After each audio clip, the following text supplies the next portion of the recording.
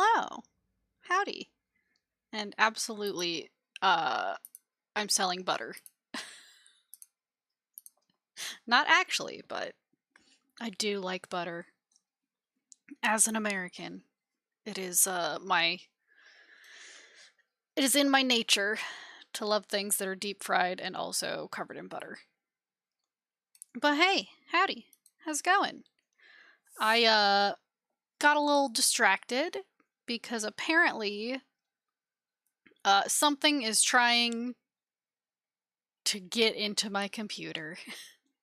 And by that I mean every time I open up a tab on Chrome, my antivirus says it's blocking something. So, feel great. Let's see if it does it again.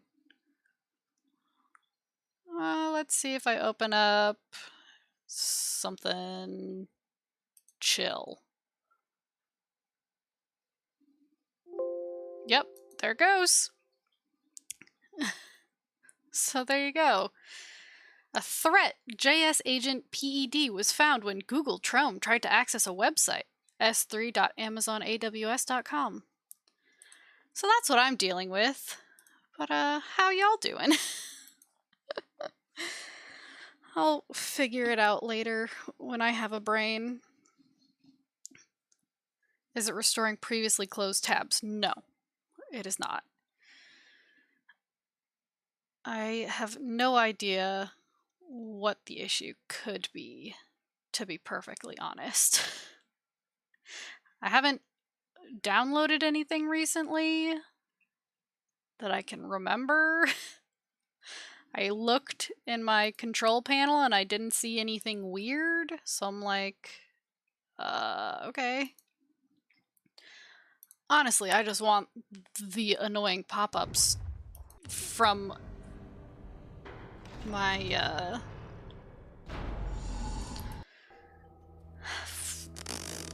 antivirus to stop.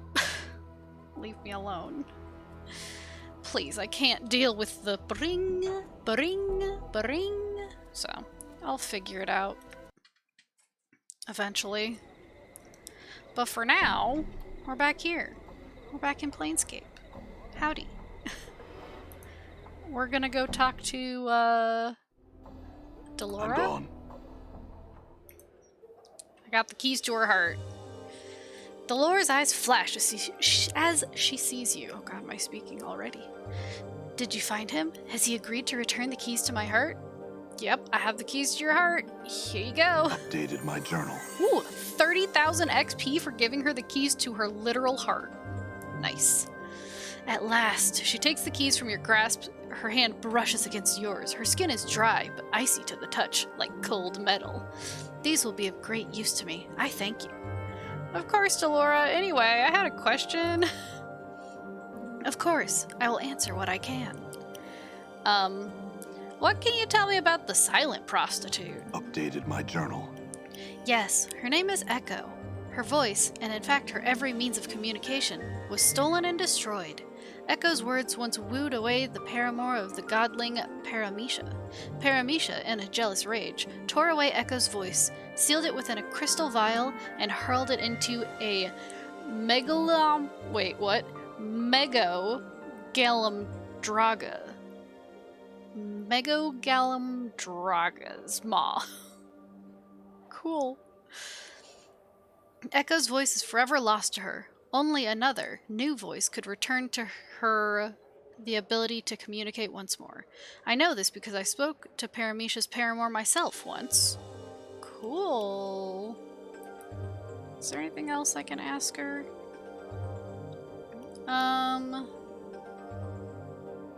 No, that's okay. Right. We need to say up Kip now. Are you tired? I must rest. Hello, Nenny. Where did Echo go? Oh, there she is. Hey. The striking young woman has skin the color of burnished copper. A translucent white dress held precariously by golden clasps is draped carefully over her shapely form. Hello. The woman nods and smiles briefly. The scent of her hair, sweetly perfumed, fills your nostrils. I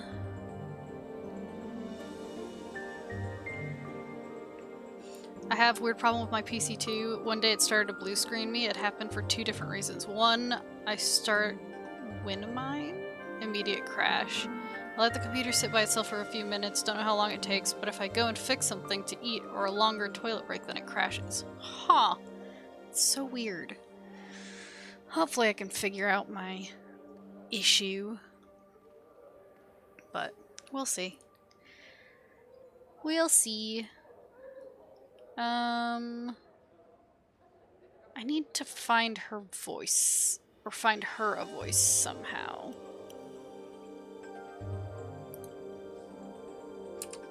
Did the journal... Delora told me that Echo could not speak because her voice had been stolen and destroyed, said the Echo's words once wooed away the paramour of the godling Paramecia.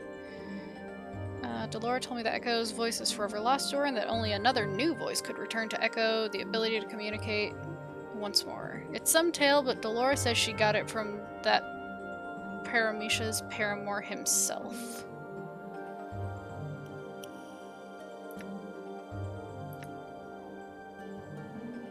I mean, I can't ask her, like, who that is?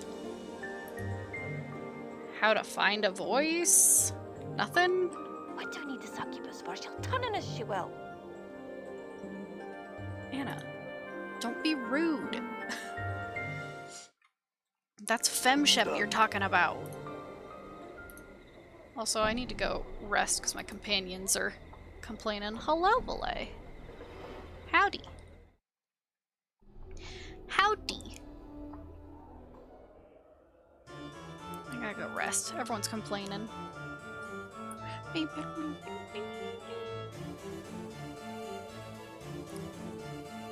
have to read the journal when you come close to the end. Should take a couple of episodes of gaming. I have to read the whole journal. My voice is gonna hate me. Hello, I'd like to rest, please. Yep. Thank you. Thank you. No, thank you. Just for fun. You want me to tell you how to restore her voice? If you could give me a little hint. A little hint.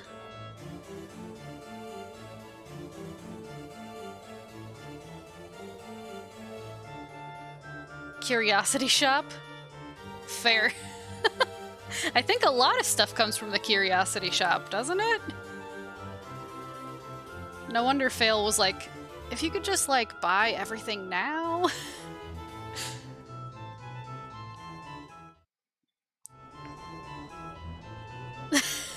Nikki's reading too much or the game quest? Done. Yeah.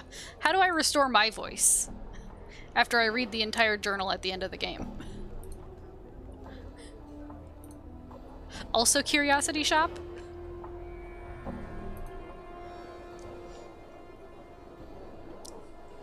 Hello, I would like a new voice.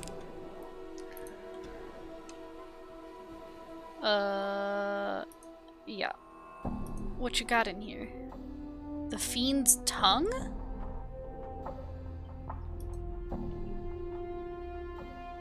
Diva's Tears. I'm thinking... this? It will give the ability of speech, even if there was none before. I'll take it. Wait, was it only 66 coppers? Wow. Thank you. Goodbye.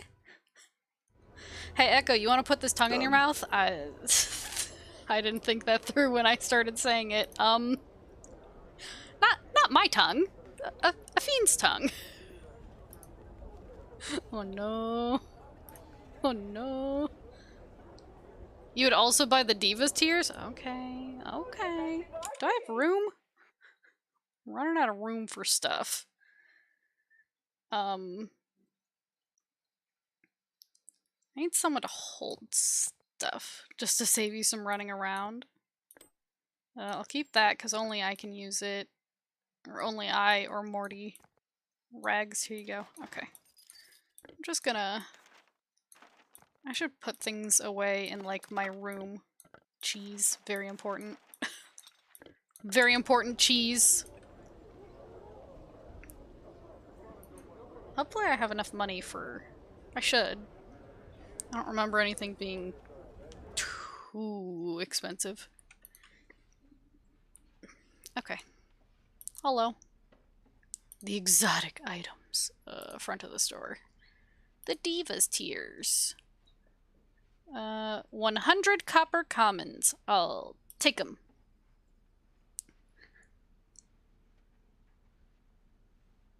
WWE superstar Bray Wyatt's tongue. He is the Fiend. Buy everything. Should I? Should I buy everything? For memes? 1, 2, 3. I only have 5 more spaces. Okay. The monster jug. It's only 123. Okay, I'll take it. Everything you can afford. Okay. Baby oil? The oil that was made of babies? Oh, I can't buy the baby oil. I forgot. I can't even buy that. Thank you. What else? Elixir of horrific separation. This stuff was compounded by a scholar who'd found she possessed a darker half. 200 copper commons. I'll take it. What else you got? Well, that's it for that. That's it for that. Okay. The stained lens. Baby oil could be good for your dry zombie skin. True. I'll take it. Okay. Stained lens is useless, actually. Well, I already took it. I already bought it. Yvera's ring of almost invisibility. It makes the wearer invisible. Well, almost. 349 copper commons. Whatever. Yeah. You know, might as well. A tattered ragdoll. I'll take it. Let's see. I think I have it all now? Okay. Yeah, can I sell her some stuff? Oh, it's the Lady of Pain ragdoll! If I worship it, I'll get stuck in a maze. Here you go, here you go. I don't need this mug anymore, right? Because this was the extra. Yeah, okay. Sell that. Let's see, what you got? I'm like barely using these things, but oh, I can get rid of Anna's vest. Good. She doesn't need it. Enchanted punch daggers. Girl, are you not supposed to have those on you? God. Silver bracelet. Yep. Okay. I got too many magnifying lenses. I sold most charms too. They depend on your playstyle. Yeah, honestly, the only ones I use are like the healing ones.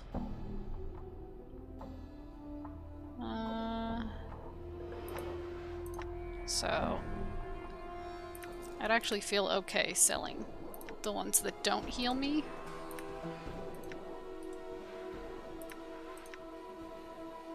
Because, like, I'm not gonna use it. Just spitting acid. Oh. All of these, please.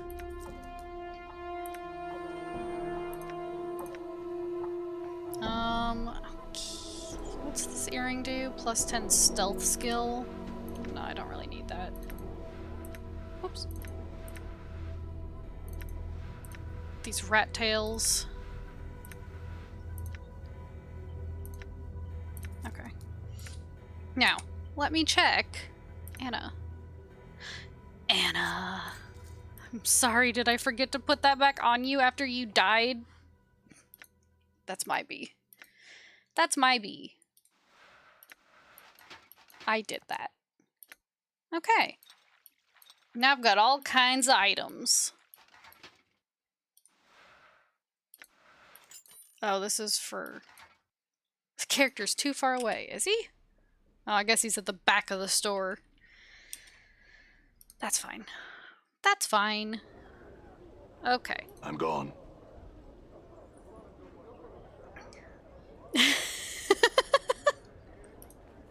Me watching Nikki sell all the useful stuff like bone charms. They're gone. I don't need them. Whoop. I'm gone. Hey, Echo! I found you a tongue. It's just what you wanted. Hello. I had some questions. Oh. I ask why you can't communicate? She sighs softly and nods.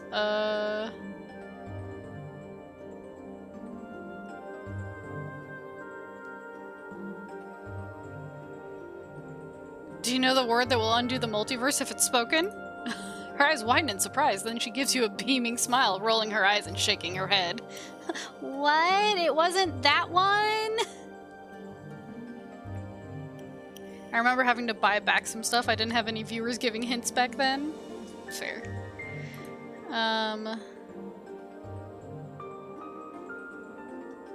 Was your voice stolen? Updated my journal. She nods vigorously, clasping her hands together and smiling at you. Do you know of any way to get your voice back? She shakes her head, her face wrought with frustration. She suddenly looks at you pleadingly, as if expecting an answer. I'll need to know your name to ask about your voice. Is it Echo? Updated my journal. She nods, smiling pleasantly. I shall look for a way to return your voice. Echo nods to you slowly, smiling at you with eyes full of gratitude. Updated my journal. Hey, I have a fiend's tongue for you. You spend a suspicious amount of time in the brothel? What do you mean? What are you talking about? Doesn't everyone spend this much time in the brothel? Now, Echo looks at you hopefully as you approach her, biting her lower lip. I got this fiend's tongue for you. She raises her eyebrow and gives you a skeptical look. I'm told that, should you place it in your mouth, you'll regain the ability to communicate. She nods and takes the bottle from you. She gingerly picks out the severed tongue from the briny solution and, after staring at it for a moment in disgust, places it into her mouth. Suddenly, her eyes widen and there's a burst of reddish light from between her lips. You okay? Echo opens her mouth, closes it, then opens it once more and speaks. I can speak again. Oh, joy. Damn thee to the darkest of pits, thou stench-ridden worm. Kneel before me in supplication, insect. That's gonna kill my voice, but... Yikes.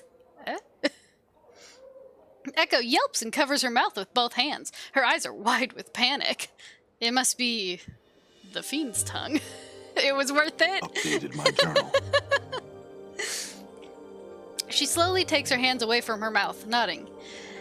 It seems I must devour thy frail shell and consign thy soul to the abyss for all eternity. Thou shalt serve in my battle thrall till the plains grind to a halt. Thou art mine, mine, mine! Echo shuts her mouth again and begins to softly, quietly weep. Wait, try using these diva's tears. They should soothe the tongue's cursing. Updated my journal. Please, dear God, save my throat.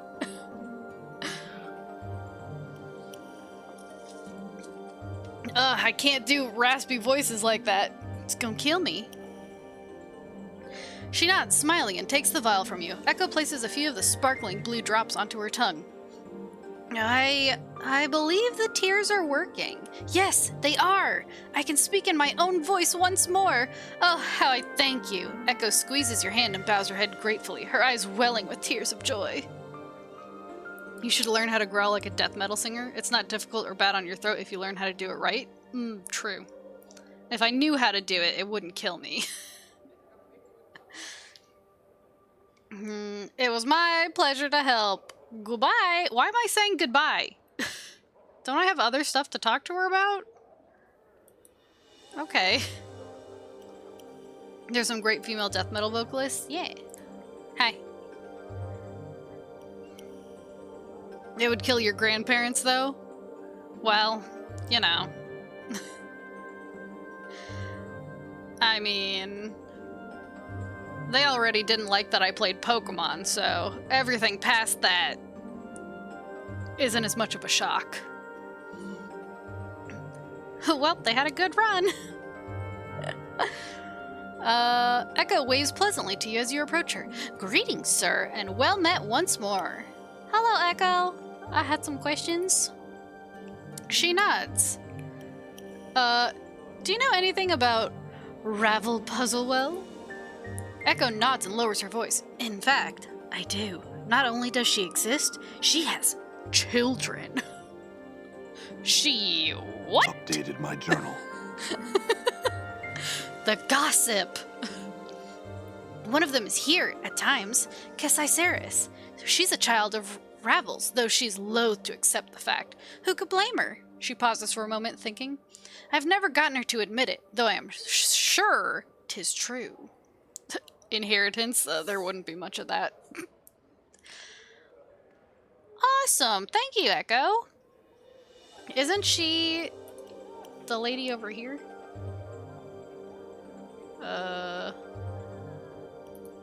This room? Oh, she's not in her room. Oh, there she is.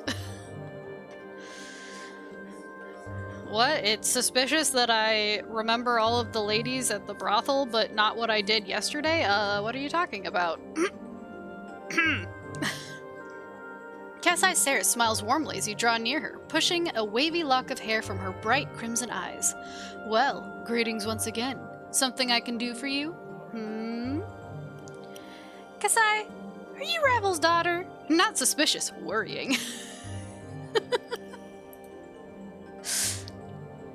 Kesai suddenly bares her teeth, her eyes narrowing to slits of blazing crimson. What? Where'd you hear such a thing? Echo told me. Or just a rumor, that's all. Do I want to rat out Echo now that I've given her a voice? Yeah, I gave her a voice and now she's telling me all kinds of stuff. Squeal? Echo told me. Updated my journal. Ridiculous. I think I'd know if that wicked hag was my own mother. Now stop bothering me about it. Who is your mother then? I don't know, alright? My father raised me. I never knew her. But do I look like a night hag to you? Well, there's the skin, and the eyes, and maybe the teeth too. Is she gonna be pissed? I mean... Hey.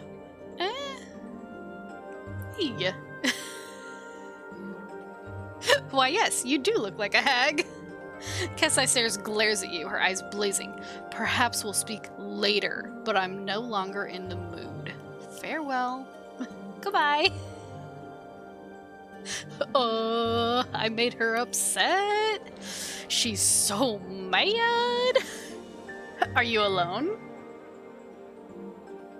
Talk to the abusive lady about her. Which one's the abusive lady? This one?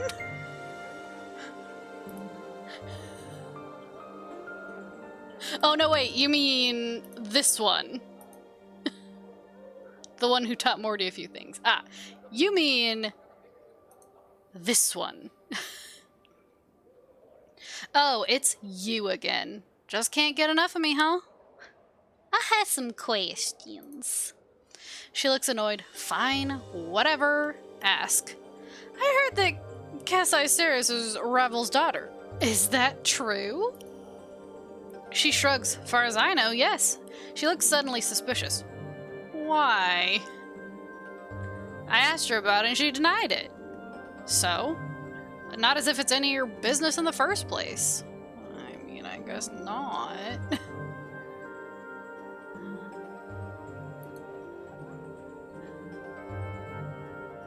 Hey. Talk to the Nine Eyes girl? Nenny? Or Nenny? Well met, good sir. I'm Nenny, and how are you this fine day? Oh, we've met before. Nenny giggles and smiles gleefully at you.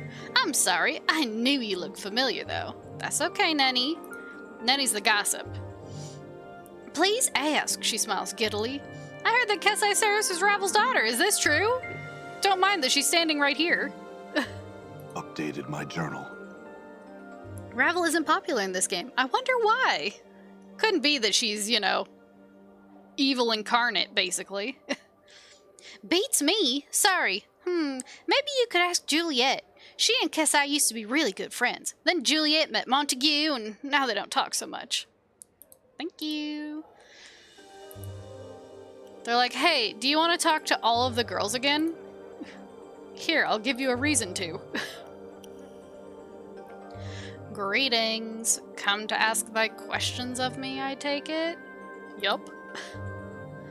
Juliet rolls her eyes. Oh, go on if thou must. I heard that Kesai Saris is Ravel's daughter. Is that true? Updated my journal. Ravel? Ah, I thought I might have heard that name before. I know not the truth of it, but I have heard such a rumor. Thou may wish to ask Kimaxi, Addertongue, that very same question. They are half-sisters, thou see. Doesn't cost as much money as it would IRL, true. Are they? Interesting. Thank you. I must go do some important stuff. I'll leave you on your own. Good luck. Oh, God. We going blind. Okay, now I can talk to Kimaxi. Kimaxi. Whatever. Oh, it's you again. Yep. I heard that you're Kesai Saris' half-sister. Is that true? Yes, I'm related to that chubby, mewling, hook-nosed daydreamer. Same father, different mothers. So? I was hoping you could help me find out if Kesai is really Ravel's daughter. Updated my journal. Kimaxi frowns at you. Normally I'd loathe to help you like this, but I have a feeling it'd upset that flirting, preening doxy good and well.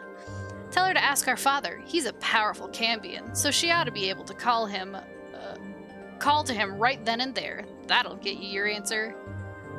A Cambion? You mean a demon? Yes, Cambion. Kimaxi rolls her eyes. Didn't hear me the first time? Ears all stopped up with the last of your brains running out of them? I'm asking what one is. My, you're clueless. She shakes her head sadly, tutting all the while. A half-fiend, Burke, sort of like you, but you're half dung, I think. You smell it at any rate. Better than half you, Kimaxi. You wish you were half Kimaxi, sod. Even if you ended up with a goat's bum on your shoulders, it'd be better than that scarred-up face of yours. Okay, bye. Okay. That was fun, but, let's see.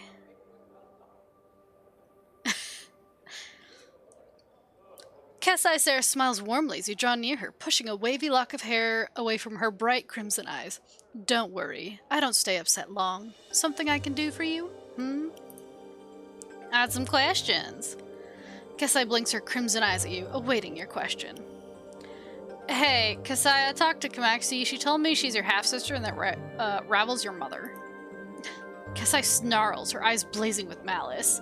That, hell's how I loathe that woman. Why would you even believe that sort of tripe? She says that you deny it, and in fact may not know it, but that it's true. She says you could ask your father, that he would tell you. Updated my journal. Kesai stares at you silently for a time. Give me a moment. She turns from you and begins to mutter softly. The air seems to shimmer around her slightly and fills with a coppery smell, like warm blood. Do I want to try to hear so I can summon her dad? Don't worry about it, girl. I just want to summon your dad. Don't look any deeper into this.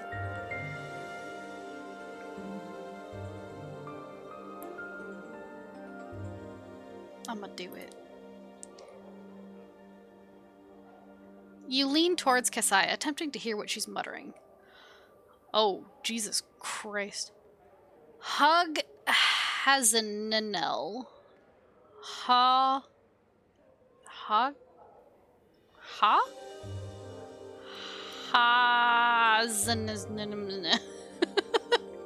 Banished Prince of Ithag, Marquis of the Bloody Shadow, my father, hear me, for I call upon you. Yes, beloved father, it is I, Kessiceris. I would bid you answer me one question, a question I've asked you time and again. Yes, beloved father, I cannot bear to have another ask me and not know myself. You must tell me. I've asked for nothing save this. Tell me, I beg of you. Yes, beloved father, I understand. I thank you. Farewell. Well, what do you have to say? Cassira remains turned away from you for a moment before finally coming to face you. I did not want to believe that wicked hag may have been my mother. I have lived long. I do not appear to age and have disturbing dreams sometimes. She shudders, but still, I do not wish to be the inheritor of the evil she's caused, nor draw the lady's gaze as my mother did. Such evil things she did. I need you to give me a piece of yourself. Tell me what you know of her, will you? I heard she would pose impossible riddles to people. Riddles she could answer, but no one else could. She would devour the person if they answered incorrectly, or leave them dangling in her horrifying gardens as examples to all. Those few who somehow escaped she tormented in their dreams, riding them like steeds, breaking their wills and hurling their souls into the colorless oblivion of the gray waste. I need you to give me a piece of yourself. Go on. Her magic was said to be beyond anything most had ever seen. It was imagination woven from nightmare and given substance. Stone and solid shapes bent to her will like soft clay. The laws of the plains would bend beneath her feet, and from nothing she could weave illusion. And from illusion, weave realities that could horrify and kill and confound. Go on. She was a mistress of all the dark arts, mistress and master of them all. She hounded a governor that dared quote sigil law to her with shadows that devoured him, all but his tongue, his fingers, and the flesh of his face. She turned mercy killers inside out and shattered buildings of those who displeased her. Terrible, terrible powers were at her command. Go on, this sounds awful. She changed her shape like water and would use it to destroy some for amusement, and to steal knowledge from others. She was a monster, like all that has been spawned from the Grey Waste. In the end, she threatened to open the cage and let the fury of the plains come rolling in like a wave. Fortunately, she did not succeed. She existed solely to cause malice. Yup. I do not know if she is dead, but I know now that she was my mother. Kessai's shoulders slump and her head hangs down. Oh, that I had tears so that I could weep with sorrow. Hey, that's rough, buddy. She suddenly falls into your arms, shuddering as if she were racked with sobs. For a time, Kessai simply stands there, clinging to you, but then she pushes away. Thank you, but I'll be fine. I just need some time to think about it, that's all. I hate to ask this now, kinda awkward, but I need you to give me a piece of yourself. She looks alarmed. Pardon? The portal key to Ravel's maze is a piece of her, and you're of her blood is close enough. Kessai gasps. You intend to seek her out? Her surprise quickly changes to an expression of wariness. What would you need of me? Your blood, most likely? Only a drop or two, I'm sure. She nods. But do you have some way to carry it? A piece of cloth, like a handkerchief or something, you know? Oh, no. Kessai sighs, looking around. I'm sure there's one in the brothel somewhere. Bring it here when you find it, alright? I'll give you the blood then. Updated my Cool. journal. There's like a bajillion of them. Oh, not that one, it's locked. I think there's one like in here. Finham's book. Oh, I need that. I need that. Wait. No. This container is locked. Come on, Juliet. Don't let me down. I don't want to... There we go. I'm not going to take her money.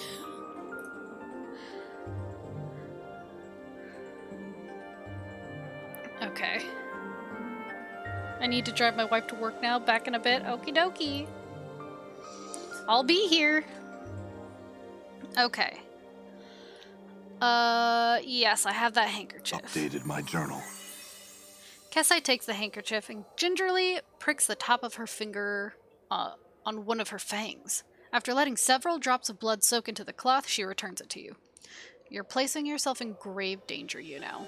Even if the stories of my mother are greatly exaggerated, she's horribly powerful and completely evil.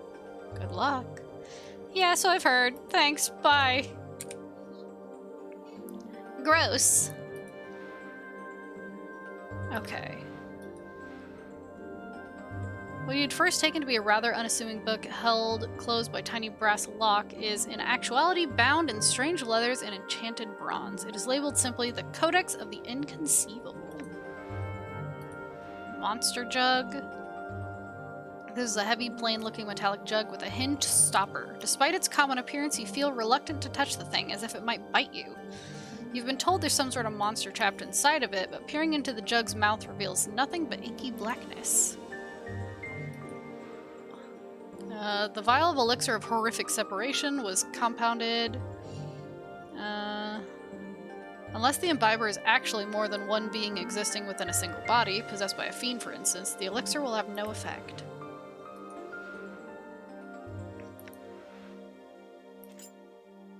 I guess I could give... Hello, Exodus! I could give this to... Anna. Or should I give it... No, I'm gonna give it to you. Does this mean we are engaged?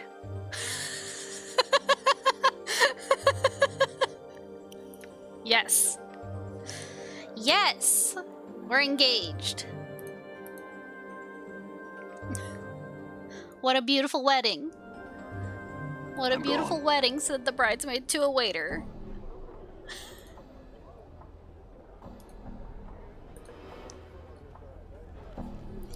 Let's see, who... Was it this house that has the... Yeah. Let's go talk to this guy. Hey! Venom the Linguist? Wait. I'm gone. Can I read it? No. Cool. Venom glances your way, frowning. Chosen to grace my home once more, have you? What is it you wish of me this time?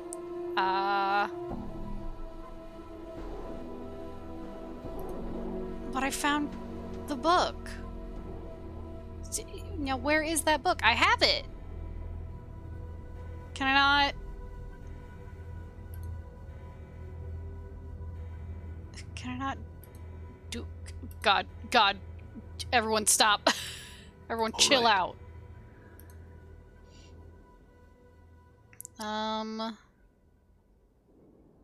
There's an urn atop the small cabinet full of ashes and charred bits of bone. Etched into the base of the urn are the words Finn and Lie, beloved husband, father, and scholar of the 100 languages.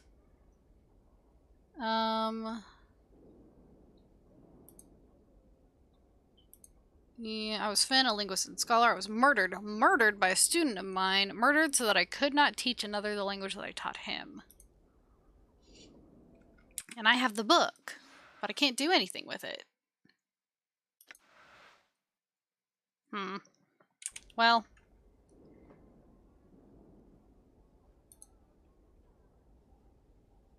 Goodbye. Goodbye, I guess. Your verbal skills are quite potent. I should have you spend some time at the brothel when we get back. Oh, the gods are merciful.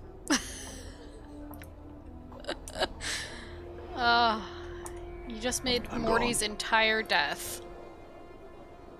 Okay, where am I going?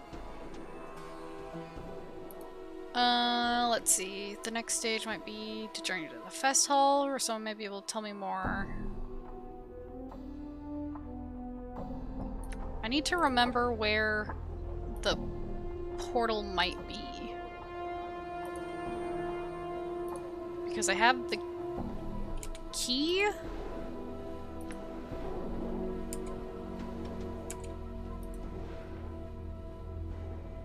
I don't want to talk to the Lady of Pain doll yet. I don't think. She'll maze me, she will.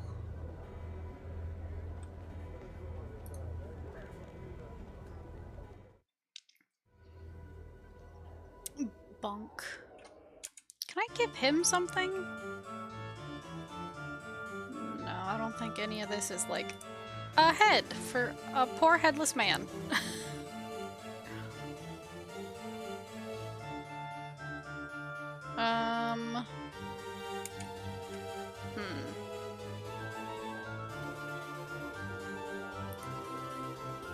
Okay, let's see.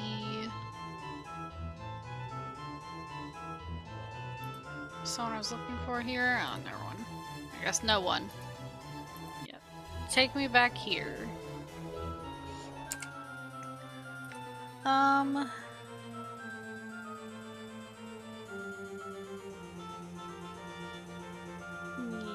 Yes. A few drops of her blood on a handkerchief, seeing as how she's a child of Ravel that should satisfy the requirements for the portal key to Ravel's maze. A piece of Ravel. Let's see. It's too quiet here? What happened? What do you mean it's too quiet here? What do you mean? Oh, you mean where is everybody? Marcus is off driving his wife to work. Valet had to do some important stuff. I haven't seen anyone say anything since I got here. Yeah. You know, people doing stuff. It's fine. It's fine. But it does mean that, I'm on my own. Imagine not teleporting everywhere. Well, you know. I like good old-fashioned walking. Yeah. I have to go back pretty far. Yeah. Though I don't know how, she told me I needed to find her, and to find her I would need to find a door, know the key, and unlock the key. I'm hazy on what she said about each, but I have a suspicion I can return to the stone if I need any more clues. Walking is healthy, at least. Okay. Done.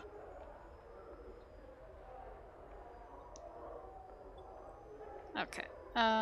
Yep. Yep. Yep. It's me again. Ah, my precious man. There's the slow shuffling of feet, and you feel a sharp pinprick in your left eye. You gasp, and suddenly, barely, you can see with your one and only eye. Why go between places when you can just be wherever you're needed at any given time? Well, you know. Let's see. You lie in a gray hut upon a dirty floor where blood, your bright red blood, has seeped into the surrounding gray dust. Your arms are gone, your legs have been hacked off at the knees, and yep. Hey. As you look up through your bloody, blurred vision, you see a horrid bluish-gray face, grinning with yellow tusks. Ravel is pleased, wondering I was if this messenger would make it, for weak he was when his bits were placed on my plate. Let's see.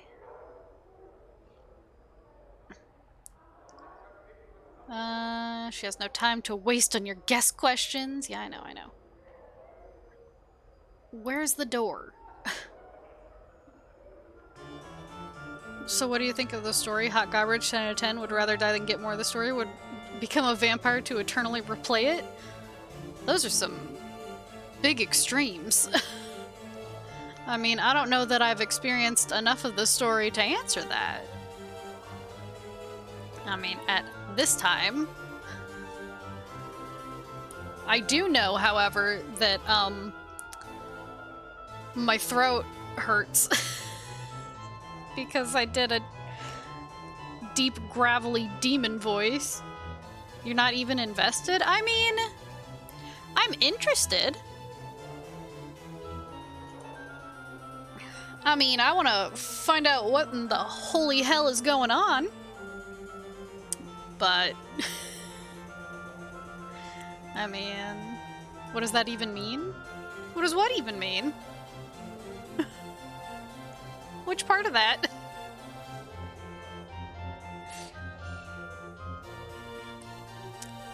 The door is not a finished thing. With the passing of time... everything you said? Well... it means... I don't know what it means. I just say words, sometimes. Go to the place of forges and steel. Perhaps there you will find the door. Aren't you like 12 hours in or something? I've played for 25 hours. So... just a couple hours in. Okay. Yep. Yep, I know. And you're still not sure if you like it? I mean... it's a lot to take in for my small monkey brain. Done. I have small monkey brain. So... it takes me a bit. Okay. Let's go to the cube. Go to cube! Man, he was undead. Yeah. I want to go to... a clerk's ward? No, that's just where I was. Idiot! Dummy! Alright. I have to walk. I have to walk now. I can't be trusted. I have to walk.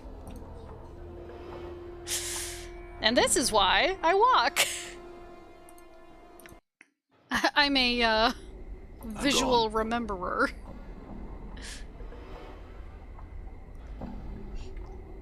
I mean...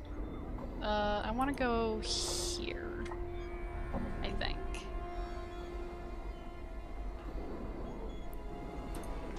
Here. Maybe? Portal detected. I'm gone. Ba-da-ba-ba-ba. Wait, do I have enough money? I don't remember how much money I needed.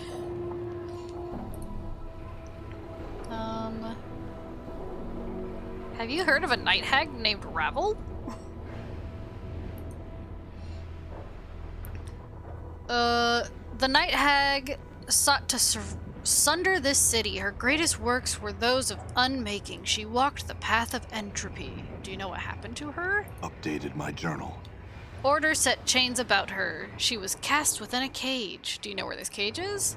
Her prison is unknown to me. Oh, okay. Can you do anything with my weapons? Did you see Marsha's new mecha? Yeah, that wouldn't work for Marsha. Real talk.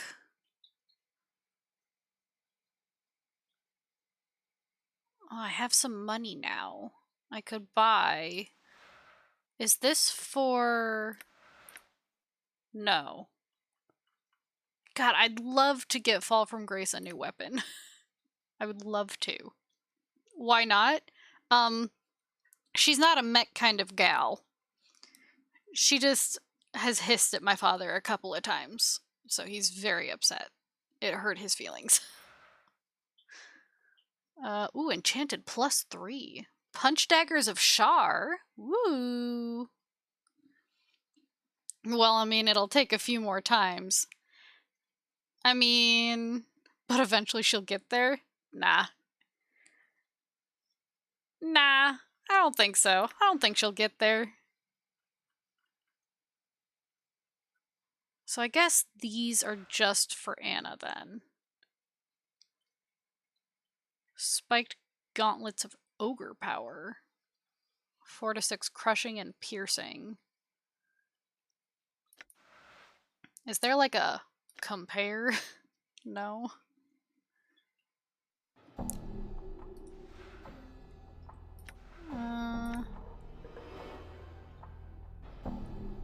By bolts.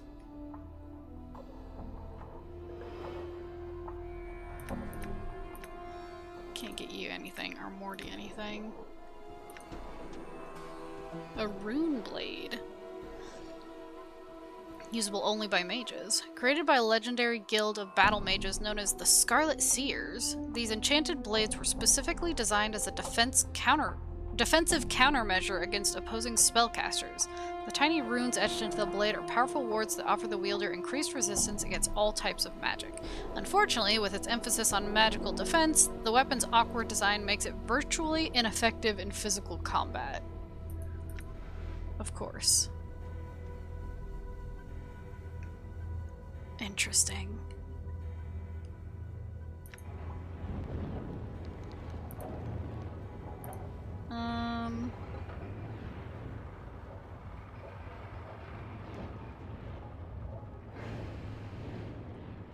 What do you know of the Blood War?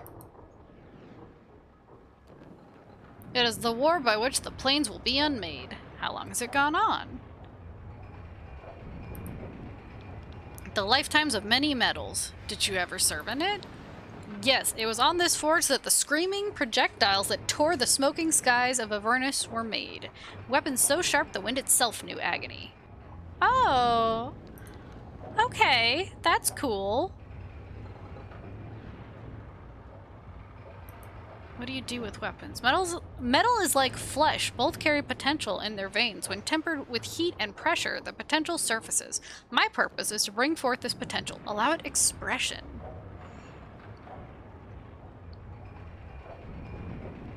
What do you do that for? I forged them for the sake of entropy. They are pain-seeking expression. What does entropy need weapons for? Beyond this tower, order rallies its legions. The multiverse heals its wound. In time, its strength may equal entropy.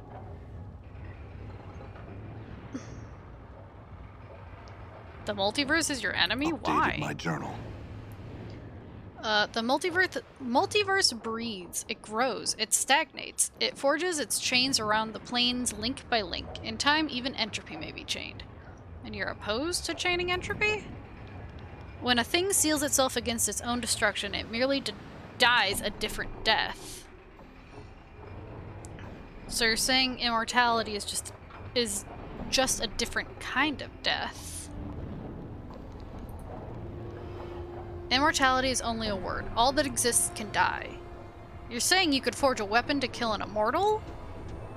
Every living thing has a weapon against which it has no defense. Time, disease, iron, guilt.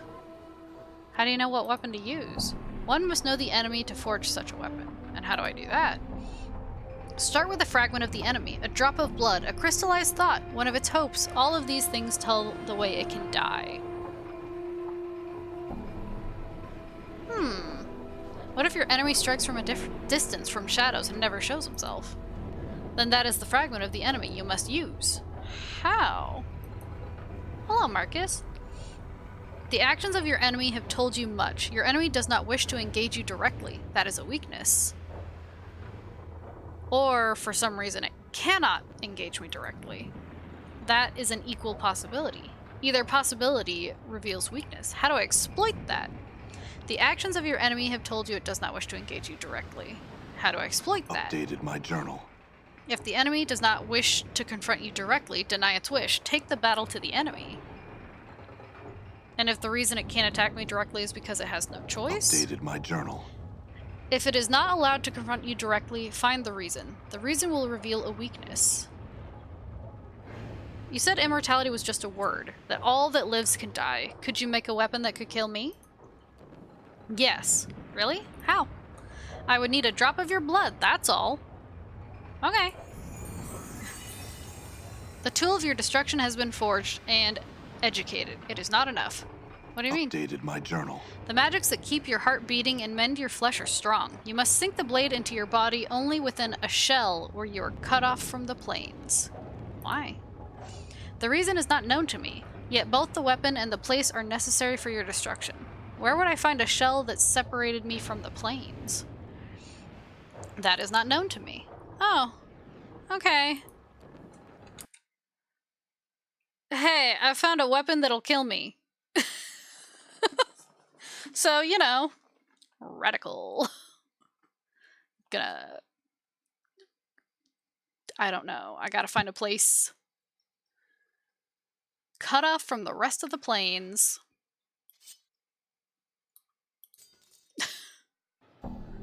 Always handy to have around. I mean, yeah, why not? I mean, yeah. Sure. Yeah, sure.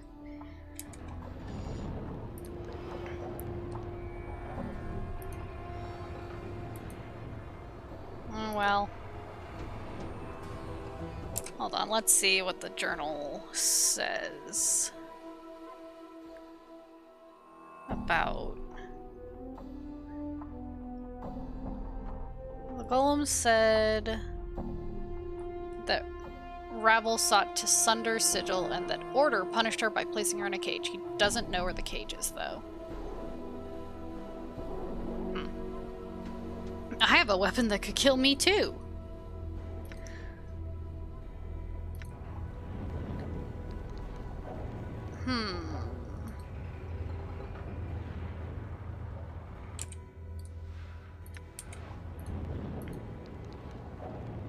This was the only idea I had, sad as it is to say, about where to find the portal to Ravel. I'm gone.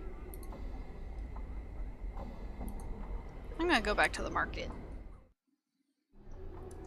I want to see if there's anything here that I want. Anna, perhaps we should talk. Oh, okay. I've got nothing to say to you, succubus. Very well then. Very well then. Oh.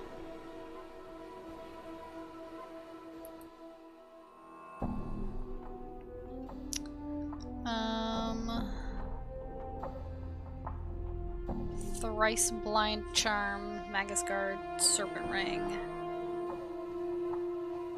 Sadistic Frame? Displacer Ring. +2 to armor class. Created from the blood of a displacer beast, this ring is able to partially redirect the force of any ordinary weapon. Okay. Done. You're a smith, right? Why do I have to go all the way around? Why couldn't I go this way? Okay. I'd like to see your wares. What do you have?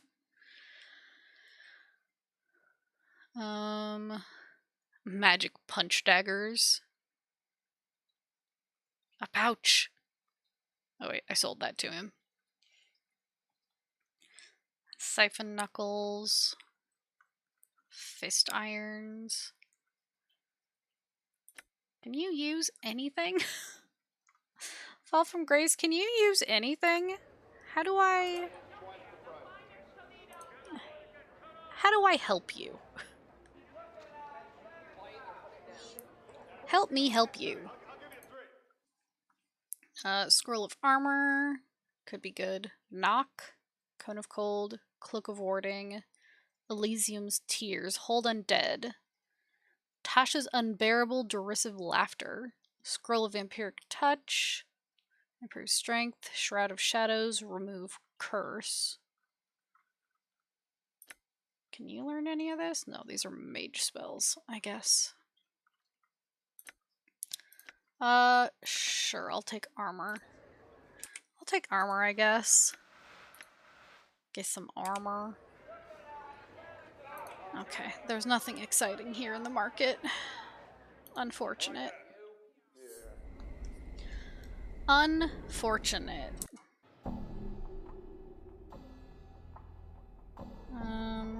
Is there another, like... I'm gone.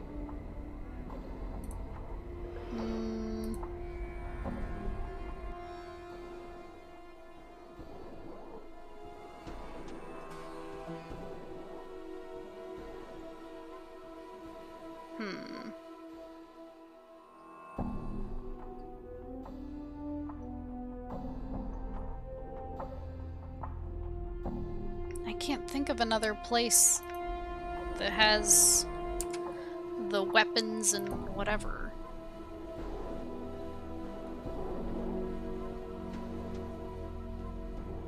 Whatever she said to me. Okay.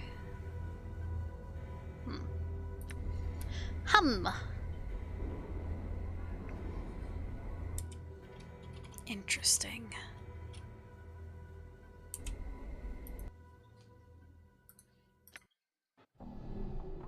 Oh, I haven't been back here since, Done.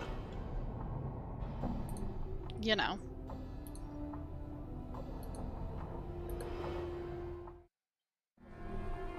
A small dwelling. Done. What's in here? Oh. Oh. Nothing. Okay. Sad face. All right. This dark recess descends for a few feet before ending abruptly into a solid rock face.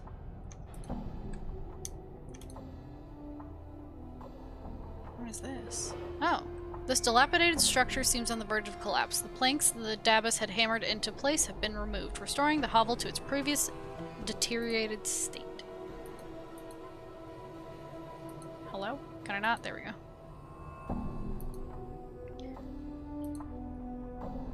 Oh, can I not go this way?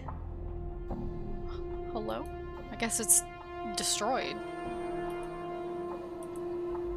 I guess?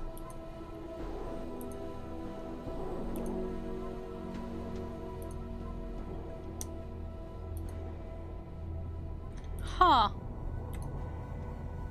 I guess everything got destroyed?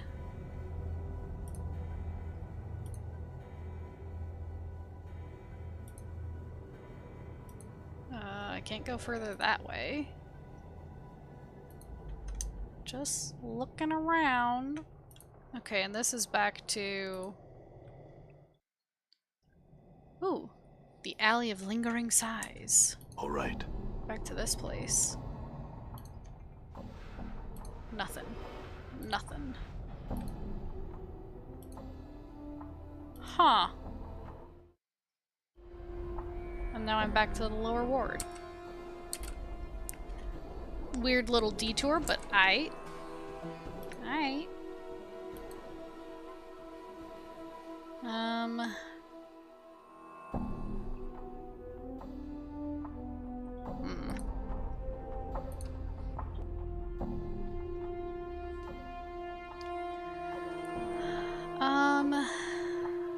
Where to go? Where?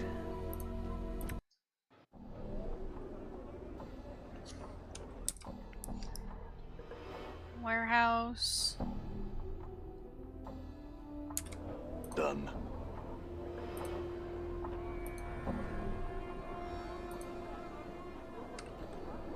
I don't think I've told anyone else. Done. See the burning man. He's on fire. And he's not here anymore. I left him. Okay. Guess there's nothing here still? Question mark? Okay, okay. Just aimless wandering, I guess. 'Tis my destiny. All right.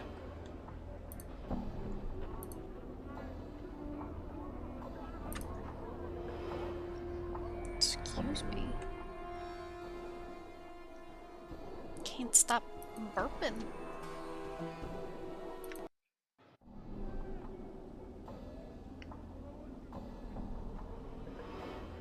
All right.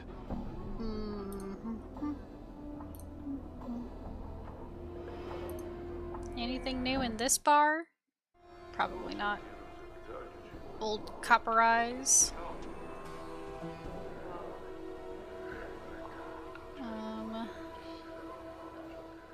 Doesn't look like it. I don't think there's anyone new here. Oh, you look lost, sir. You see a heavyset man with dark skin and grim features. He is dressed in dustman robes and is regarding you with a stony gaze. Hello. You have the look of one lost. The man's voice is like stone settling. Did the wind send you, or are you here with purpose? Who are you? I am Emmerich, factotum and initiate of the 4th Circle. Is this your bar? If you measure ownership in copper, this is not my establishment. If you measure ownership in spirit, it is mine. He pauses, as if trying to emphasize a point. The dustmen here are my students. They are under my protection. Could I ask you some questions? Emmerich waits. Can you tell me about the Dustman faction? Dustmen seek the true death. Some call it oblivion, but this is incorrect. To Dustmen, the true death is freedom from the chains of this false life. False life? This life that many cling to with their emotions is a false existence. As long as one clings to it, they will continually be reborn into it. One must divest themselves of emotion to escape this cycle. I see. Can you tell me how your faction is organized? Dustmen are organized into 5 circles. The 5th circle is made of the lowest rank of Dustmen, initiates. The 1st circle is comprised of the highest ranking Dustmen, the ruling body of our faction. Okay. Can you tell me about the dead contracts? Do you wish to sign the dead contract? What is it? In exchange for 50 copper commons, the dead contract gives the Dustman faction the rights to your corpse after death. Do you wish to sign the dead contract? No. That didn't really get me anywhere, did it? Welp. You can join the Dustman if you want. There are 4 other available. All right. Interesting. I don't know if I want to join the Dustman, though.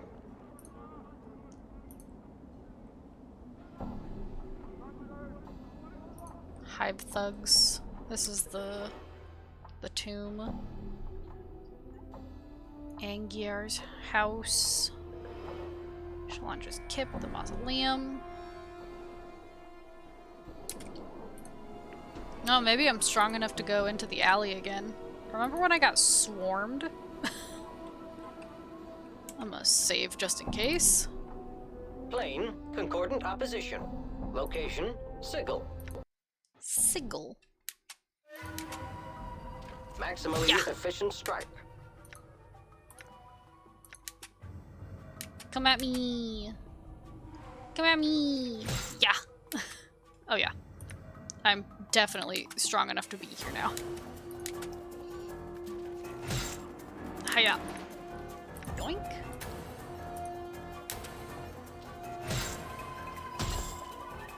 Cool, cool, cool, cool, cool. 2 copper commons, really? Y'all broke.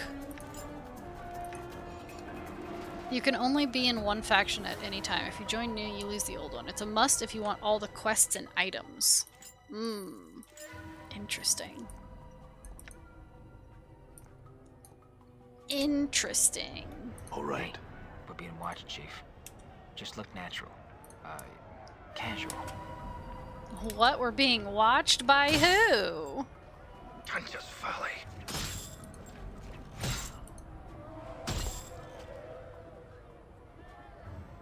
Not necessary for the game, though.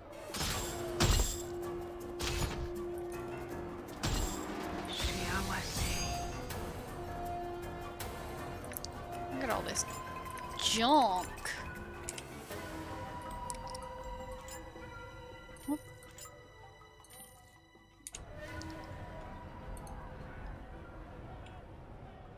Hey. Error. Yeah. Error. Hey-ya. Yoink. Ooh, that guy had 300 copper commons. I can go in here?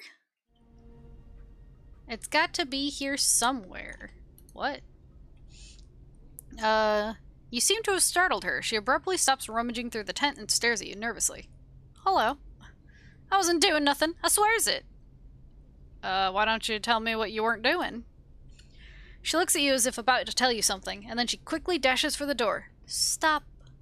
No, wait. Hold on. All right. A silver ring. Yoink. Thank you. I'm real good at stopping people.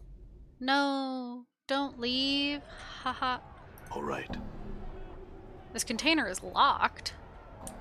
Aye? Why not? Not anymore, it's not. No. Cool. I should actually use one of these and just ID all of these things. Because I have enough of these. So.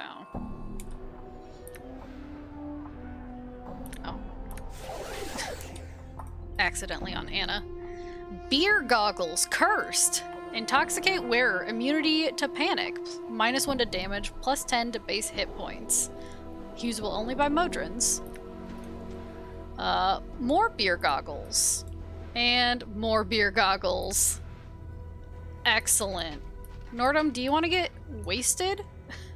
Or at least feel like you're wasted? Have 3 beer goggles. I'm gone. Ooh, I can go in here? Hello? There we go. I said I can go in All right. here? A bronze ring. Oh, it's the same. Okay, okay. Just going around thieving, I guess.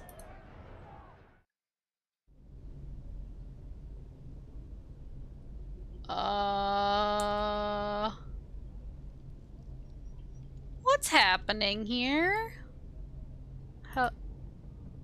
Hello? You see a young man dressed in plain but well-kept clothes. He pauses in his pacing as you approach. Hello? Rock in trouble big. Help you do? What's wrong? Rock forget rings in tent. Friend need to magic with. No rings, be mad at Rock. One ring brown like Jink, other shiny like mirror. Last is pretty and yellow. Bring for Rock? Okay. Updated my journal. So I need to find gold, silver, and bronze. Okay, well, I found a silver and I have a bronze. Bronze. But I don't have a gold. Done. It's a cult. I love cults! Gotta love cults! Maybe over in this tent? Oh, hello. Hey, how y'all doing? Y'all don't mind if I go in here, right? Ha ha ha. Done. Gimme. Oh, there we go. There we go! They're great for individualism. Yeah. Done.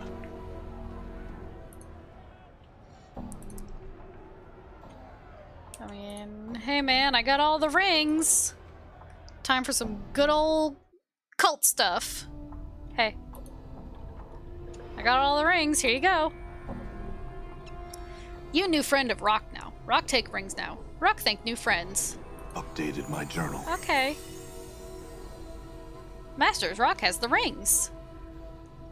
Then let us begin. Cult stuff, cult stuff. Ah, brah, ka, da. Ahem. Oops, brah.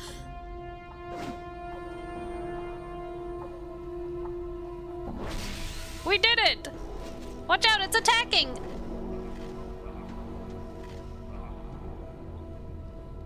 There's a little lim-lim. Or lim-lim. You see what appears to be an ordinary lim-lim. It's hard to believe that this cute little creature slaughtered 5 wizard apprentices with such ease. Leave it alone. I'm not gonna kick it! Rude. Rock lose friends, but Rock make new friend. Call him Green Thing. Yep, just like it happens to most cults. True. Can I have those rings back? Ooh, Fist of Iron, a gold earring, armor, ID. Oh. Here you go. Ring of the Traveler. Okay. Give that to Anna. Yoink, yoink. Scroll of Identify. Do you want to learn how to ID things? There you go. Wait, what? This character's spellbook is filled to the maximum with spells of this level. No. No. That's okay. That's okay. Sorry, Hakon. You can erase them if you want. Nah, it's probably fine. It's probably fine. God, look at all the different spells I know.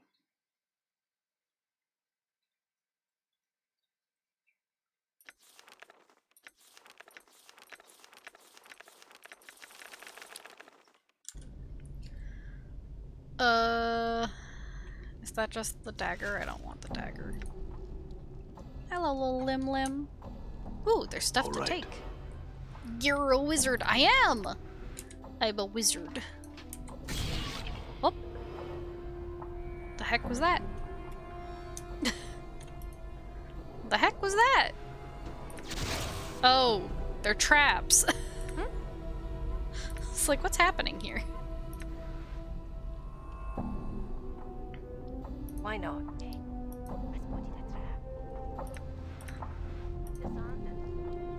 I don't know why she had to whisper that there was a trap. Hey, I think there's a trap here. You guys.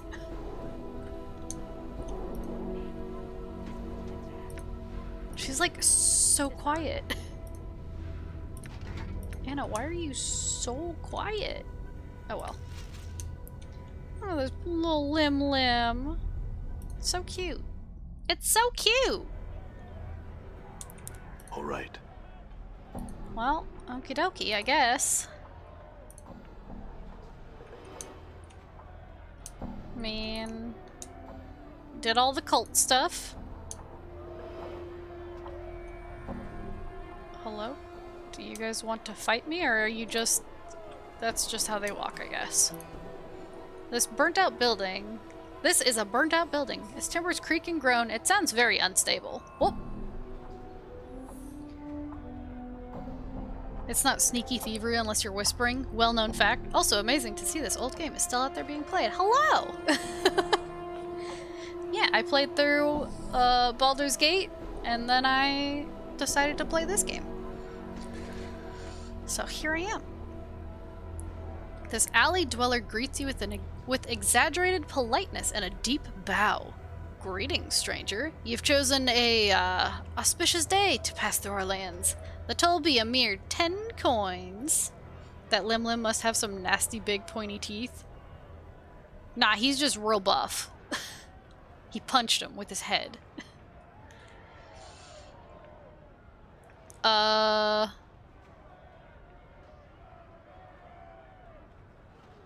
You'll have to fight me for it.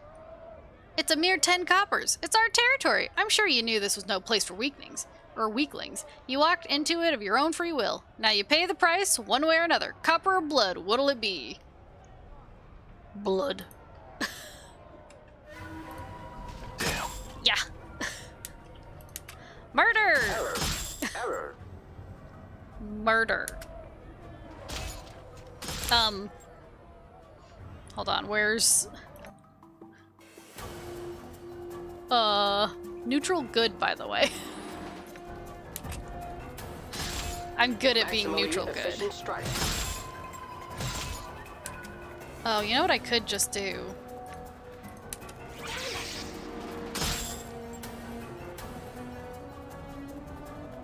This'll end the fight. Ugh. Getting cocky, are we? Takes on entire gang at once. Yeah, but I got cloud kill.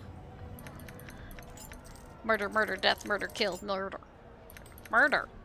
Murder. Here you go. Hold all these, because I think it's funny to make you hold all of the rings and stuff. Okay. Oh, you want to fight too? You're lucky you weren't in the cloud kill. Murder. Whoop. Sorry, hope you weren't important. She had a name. Ooh. Look at all that money. I feel like I'm money farming, but I'm not.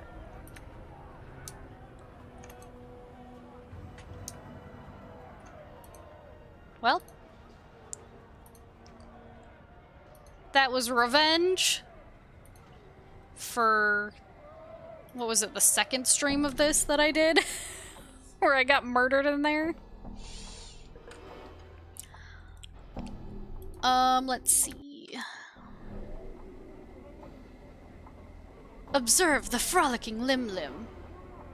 I love them. Still most of the map left? Yeah.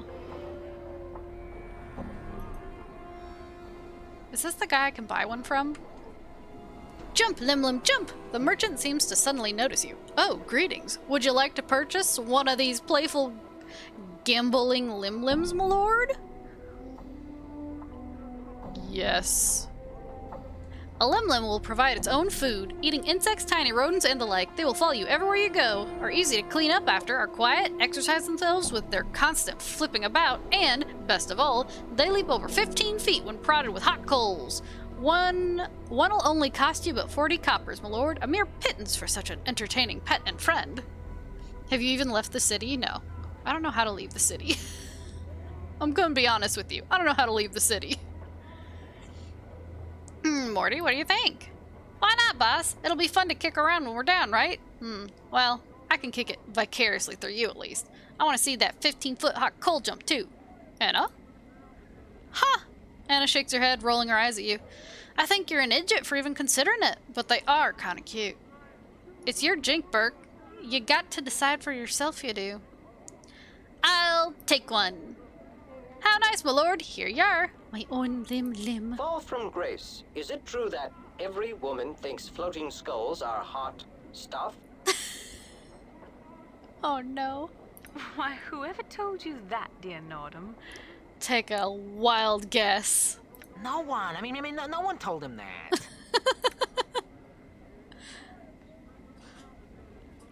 I mean, where's my Lim-Lim? There it is. This is your pet Lim-Lim. Talk to. This is your pet Lim-Lim. Noticing it has your attention, it chirps up at you lovingly. Pew! Pet Lim-Lim. Pew pew! The Lim-Lim scorns about merrily, its wings buzzing. It seems to enjoy the affection immensely. Okay. I keep you safe in my pockets. I keep you safe in my pockets. What a little darling. Anyway. I don't think I've actually been down into the hive dwelling. Oh. Hey. I thought eventually they were supposed to stop wanting to fight me, but so far, that hasn't happened. Also, now I need to go back to the merchants because I'm pretty sure I have too much junk. You. Hold on. Everybody get close. You. Sure, yeah. Oh, that's right. He doesn't buy it all, just the earrings and the bracelets. That's okay. Take those. Take this. High quality sledgehammer. Don't need that though. I can't sell them the beer goggles. Please. I just need to get rid of these beer goggles. Oh yeah, I can get rid of these. Sell those. Okay.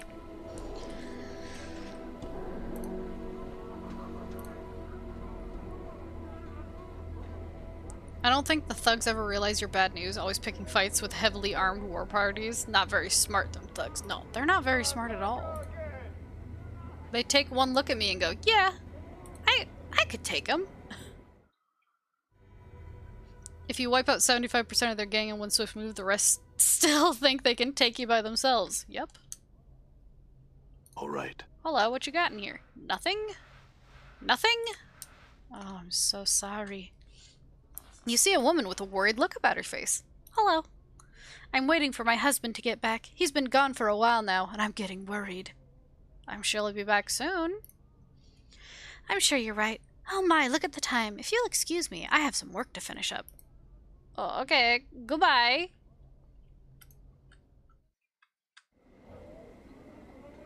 Wow, what an interaction. Whoop. Baked ratsies.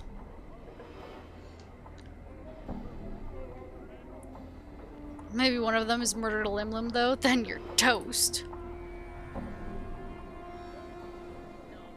Let's see.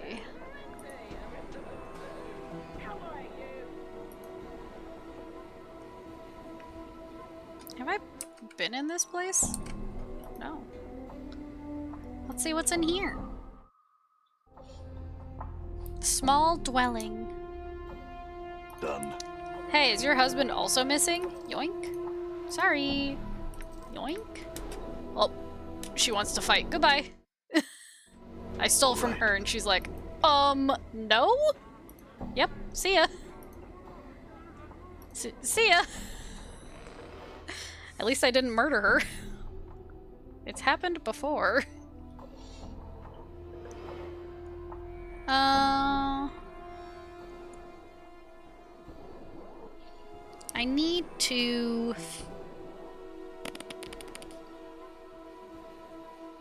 figure out. I wonder.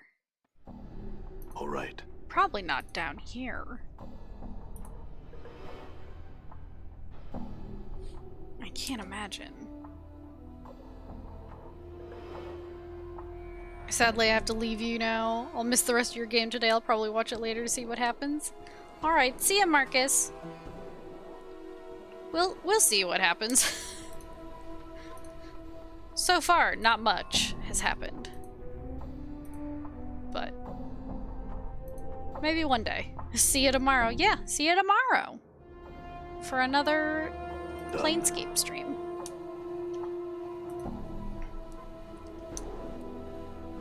I'm pretty sure this isn't the way to go. Portal detected.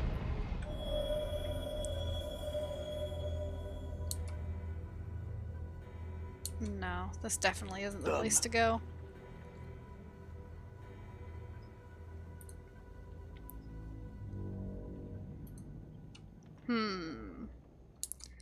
Oh, where could her portal be?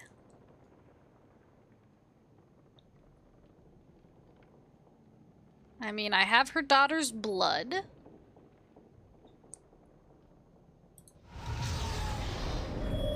All right. And she said the door might be someplace with fire and weapons. I went to that place, but... All right. Or at least the place I thought it was. But it wasn't. So now I'm just... at a loss. I'm gonna go in the cube. In the cube. Whoa!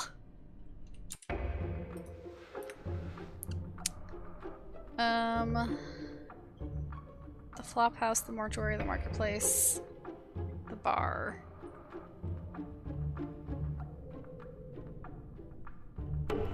I guess I'll go here. I'm gone. I see. This is the flop house. Oh no, these poor lim-lims. These poor little fellers. They didn't do nothing to nobody. Mountains of trash are piled here. It looks like a big dumping ground for the city.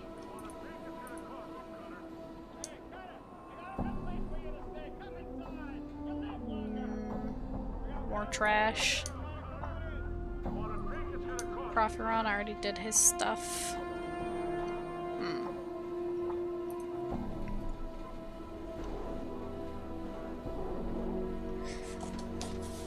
Okay. I truly have no idea where to go.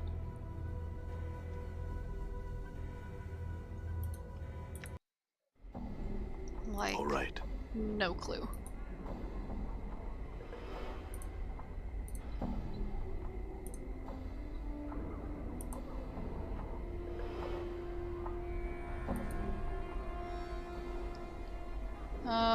Once again, you come to me once again. There must be something I can do for you that my brother Darren cannot, eh? Ha! What do you have? Cheese! Punch daggers, enchanted battle axe, a scroll of luck. You're in the right map.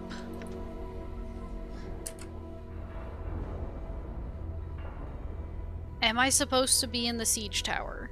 Because I went in there and nothing happened.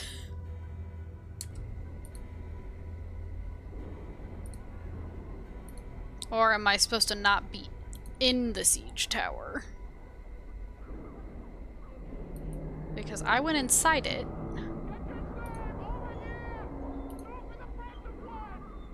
Should I be here?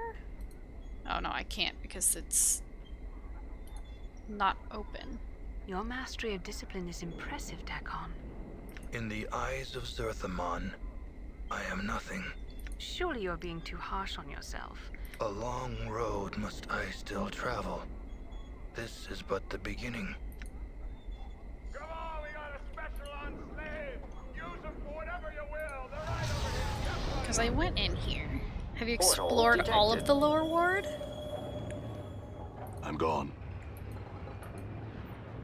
I mean... technically, no? Maybe? Maybe?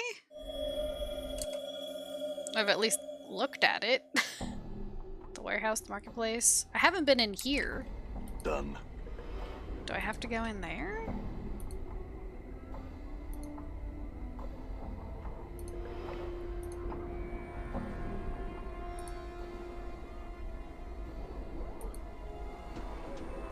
This door is locked. Oh yeah, they wouldn't let me in.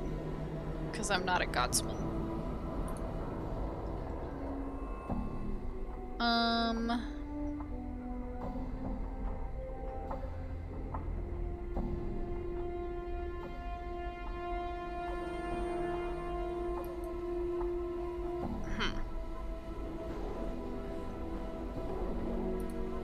You need to get in? How do I get in without upsetting them? What is this place? Great Foundry. Aside from being home to the believers of the Source, it is also one of the largest foundries known to mortal existence. Much traffic passes through these gates. We take orders from all across the plains. Currently, we are not accepting any further orders as most of our craftsmen are either working on a new project or are commissioned for the next several months on smaller orders. What this means in practical terms is that you're not going in unless you have a receipt for work to pick up or have urgent business inside. I guess I have a receipt.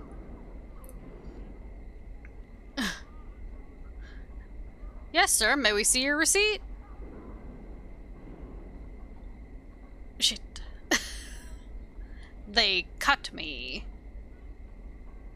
No? Then I'm afraid you'll have to leave, sir. Shit. How about this? Almost opened it as a joke. Almost. Let me in. I'm here to put in an order. Oh. I'm here to pick up an order? I'm sure I had it on me. Yes, sir, I'm sure you did. However, until you can produce evidence that you have business here, I'm afraid we cannot offer admittance. But I want to.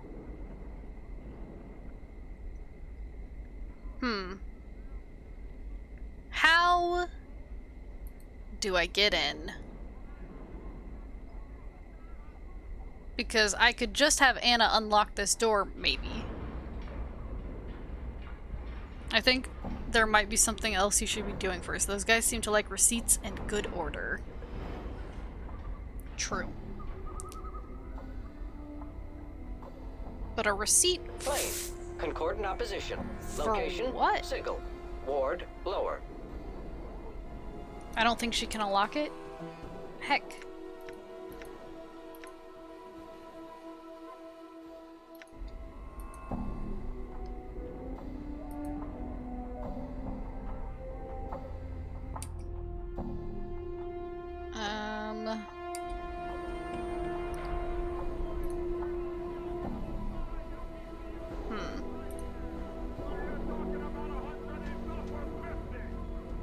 Who?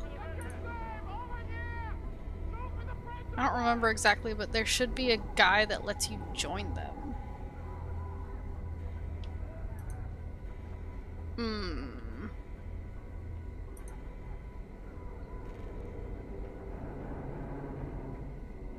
Interesting.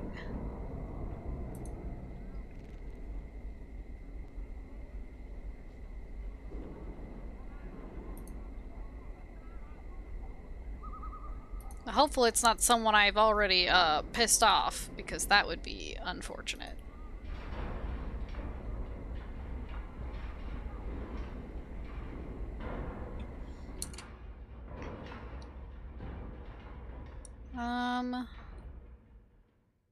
Oh, hello? Oh god, it's the shadow. Get out of here! Get out of here! Get out of here! Nice. Nice.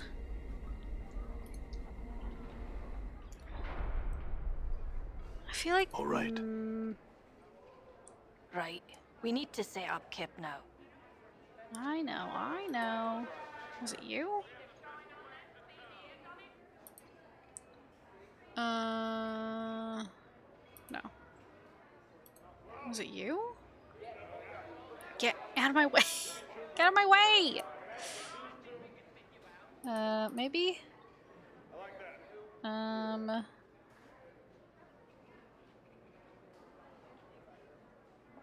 you tell me about this ward?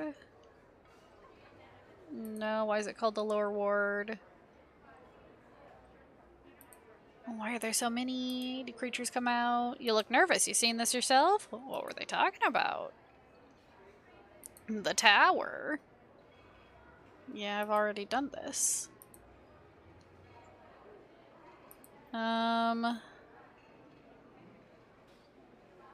Anything worth seeing?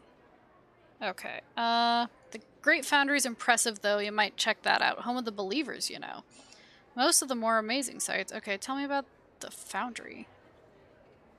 Center of the ward, pretty much. An impressive structure, to be sure. You can't miss it. Just head north. You'll know it by the big gates. They got a bunch of names. Believers, Godsmen, Believers of the Source. We mostly just call them Godsmen. They have their kip in the Great Foundry, and they seem to get by pretty well. They're a pleasant bunch. They believe that everybody can be great as the powers, even if you just strive to reach it. It might mean you have to start life over a bunch of times, but you'll eventually get there after a time. Huh. Oh yeah, he's a different one. They're in-depths.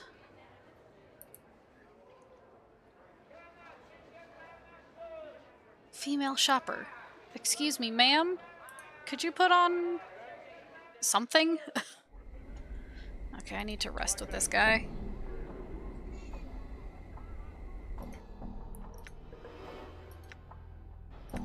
Yeah. Okay. All right. Now they'll stop complaining, even though it was just Anna. Is there someone I can talk to?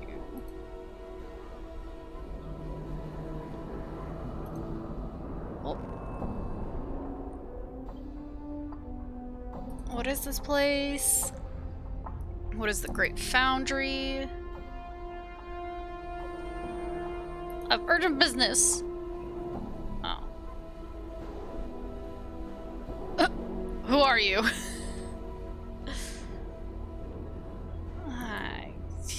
I got nothing, man.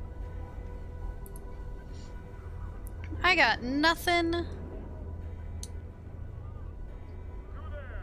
Don't think I can talk to you because it upsets My lungs feel like a chimney. Dakon.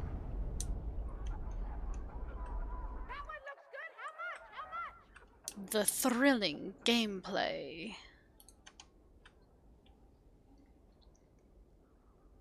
of me being lost. You see a thin, skulking man. His long, nimble fingers quiver slightly, and he has trouble meeting your eyes when he talks to you.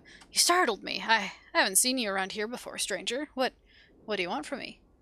Who are you? I'm Connell. I work here. And what's this place? He looks at you carefully to see if you're joking. It's the Vault of the Ninth World. It's a storehouse. Didn't you read the sign when you came in? I guess. You see a hulking man, dull-faced and slack-jawed. His muscles, however, are truly a sight to behold. He regards you steadily with his dead eyes. What? How are you? No talk me, talk Lena. He waves his oak-like arm at the woman supervisor. Okay. You see a middle-aged woman, her face care-lined and compassionate. She looks like she's led a hard life. Can I help you with something, stranger? Who are you? I'm Lena. I supervise these other two. She waves a hand at her companions. What is it you do here? This is a storehouse. I'm the supervisor. Things get stored here. Things get taken out of here. She shrugs. Not much to tell, really. Oh. Okay. That's cool, I guess. Hi, Marcia. What you doing? Hi, kitten.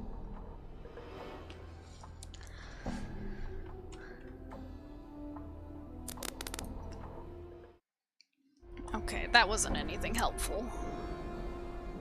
I'm gone.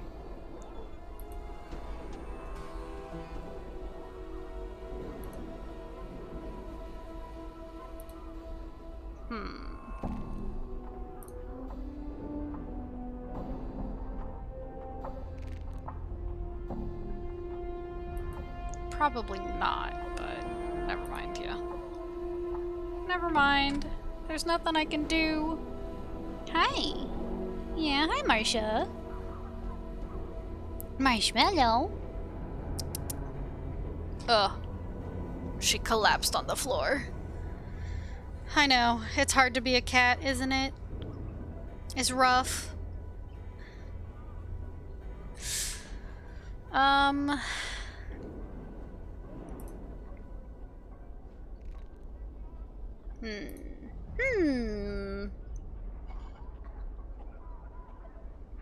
feel like I need to find some. Have I talked to this guy?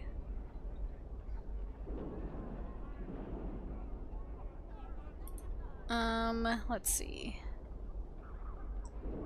And anything interesting to see around here? He concentrates for a moment. Well, there's the tower. It seems to come up in the chant a lot. Anything else? He thinks for a moment, then shrugs. Can't think of anything of interest. Not this place that's literally, right here? No? Sir? Okay. Alright, understandable. Understandable. Have a nice day. I don't think this man would help me.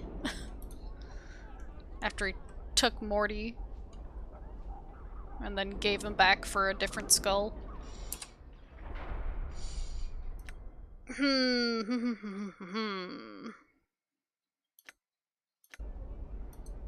Is there anyone important that I haven't talked to here and haven't made very, very upset?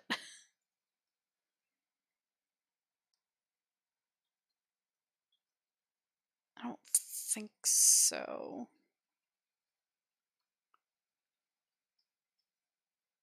I don't believe so.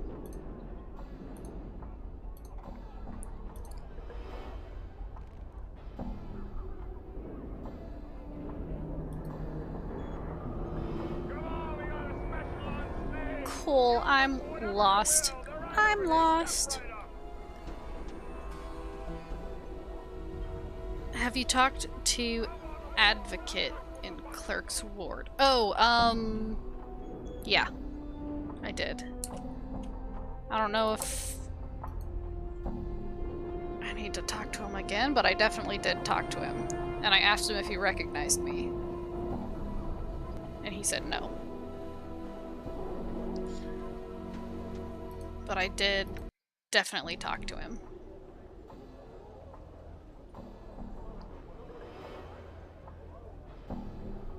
All right. I did. And it was a big yikes moment. Done. Do you have anything else to say to me? It looks as if he's not been sleeping. Hello. What is it you want this time? Nope. Nope. Same stuff. Ask him about his daughter, ask him about the fire. Done. Bad memories.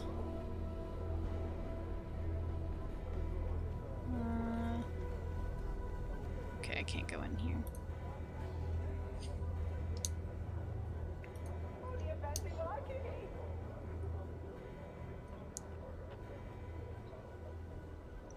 A performance artist presses hands against inside walls of an invisible box. Same. Same. Cafe patrons. I also bought everything from the curiosity shop, so go to the fest hall then? Okie dokie.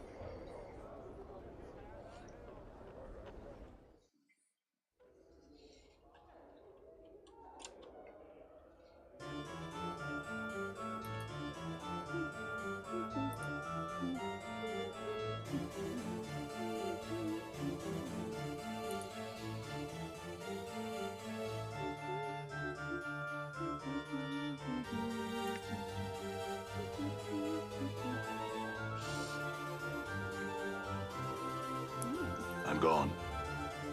I don't think I looked in this, did I? Whoop. Yoink. What level is this? Level 4. Ooh, you know who needs that? Oh, I'm not close enough. Dakon, I got you a present. Now you can actually use a level 4 spell. Who do I talk to? There should be an item in the bedroom.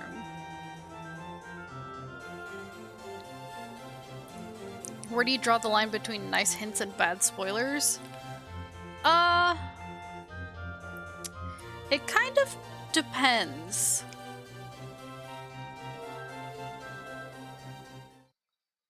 Like...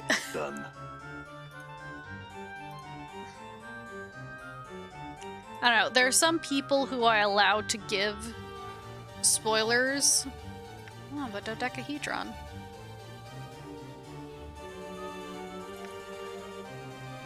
Do I need that?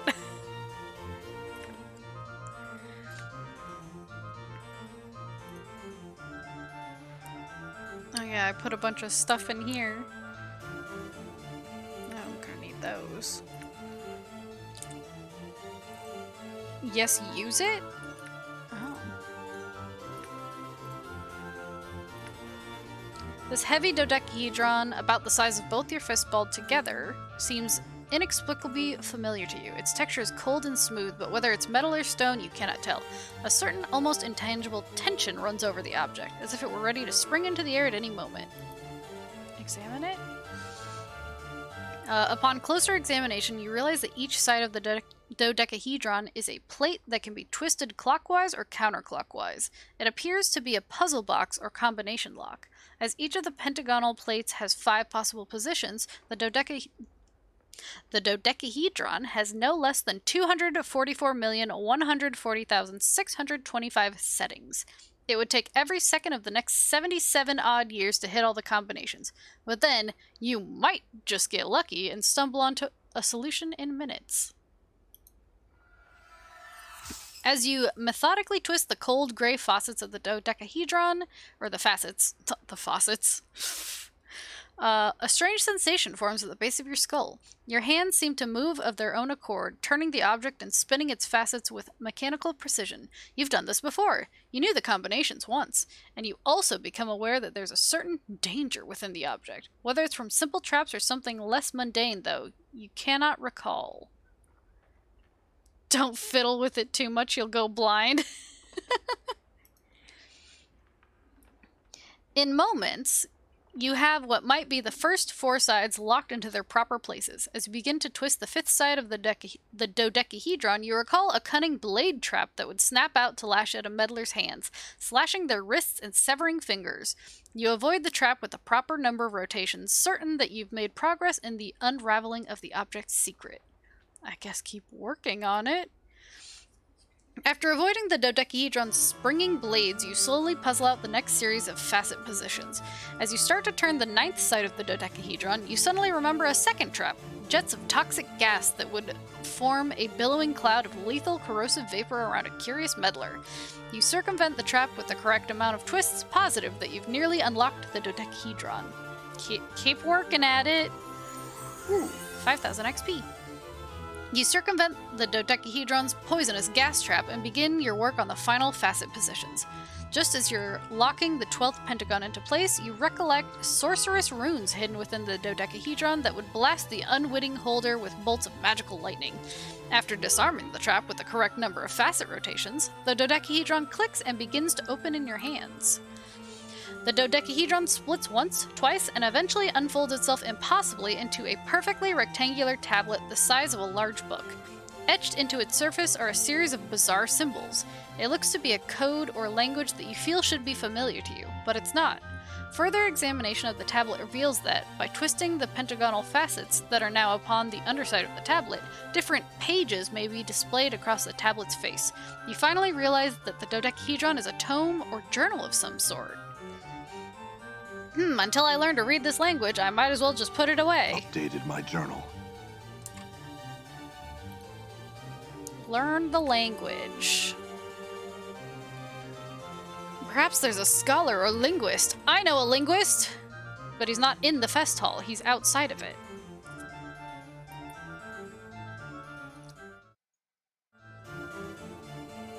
Is that... I'm gonna go talk to him. Shh. Let me go talk to him. We'll see if he actually wants to talk to me now.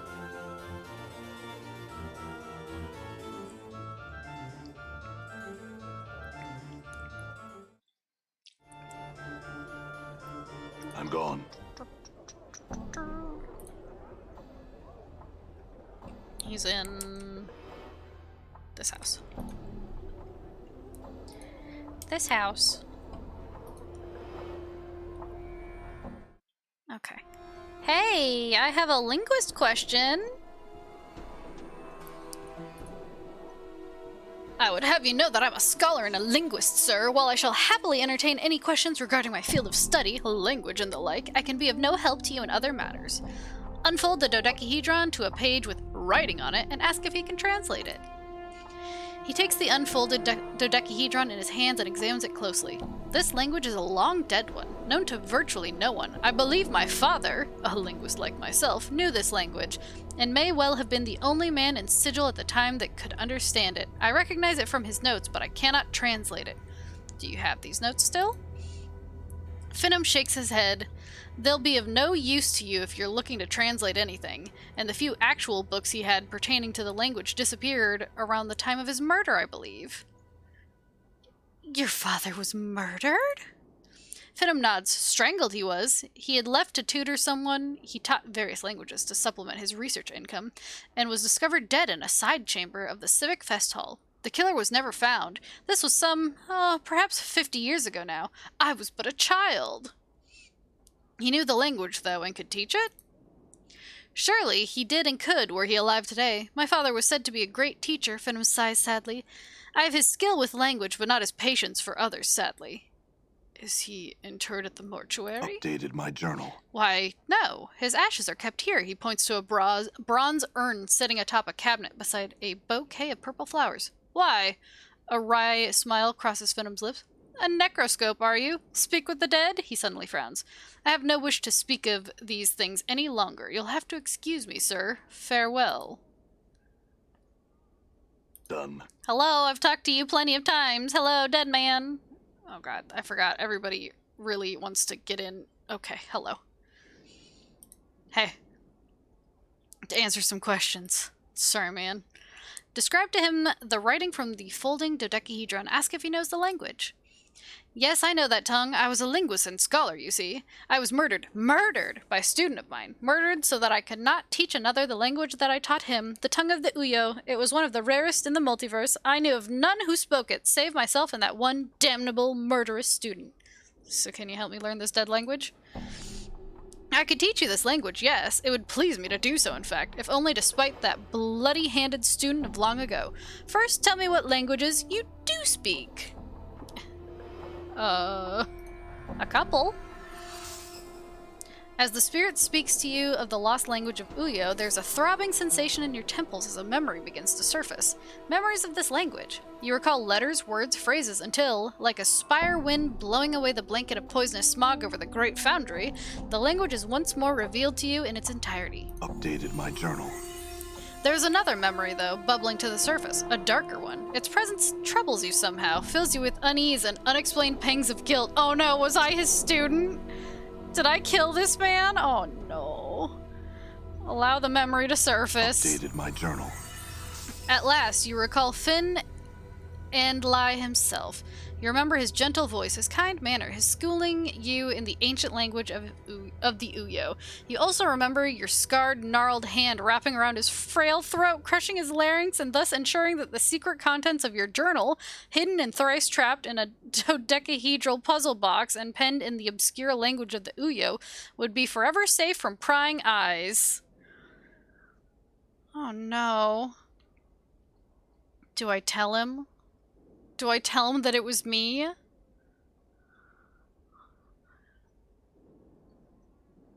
Oh, the guilt.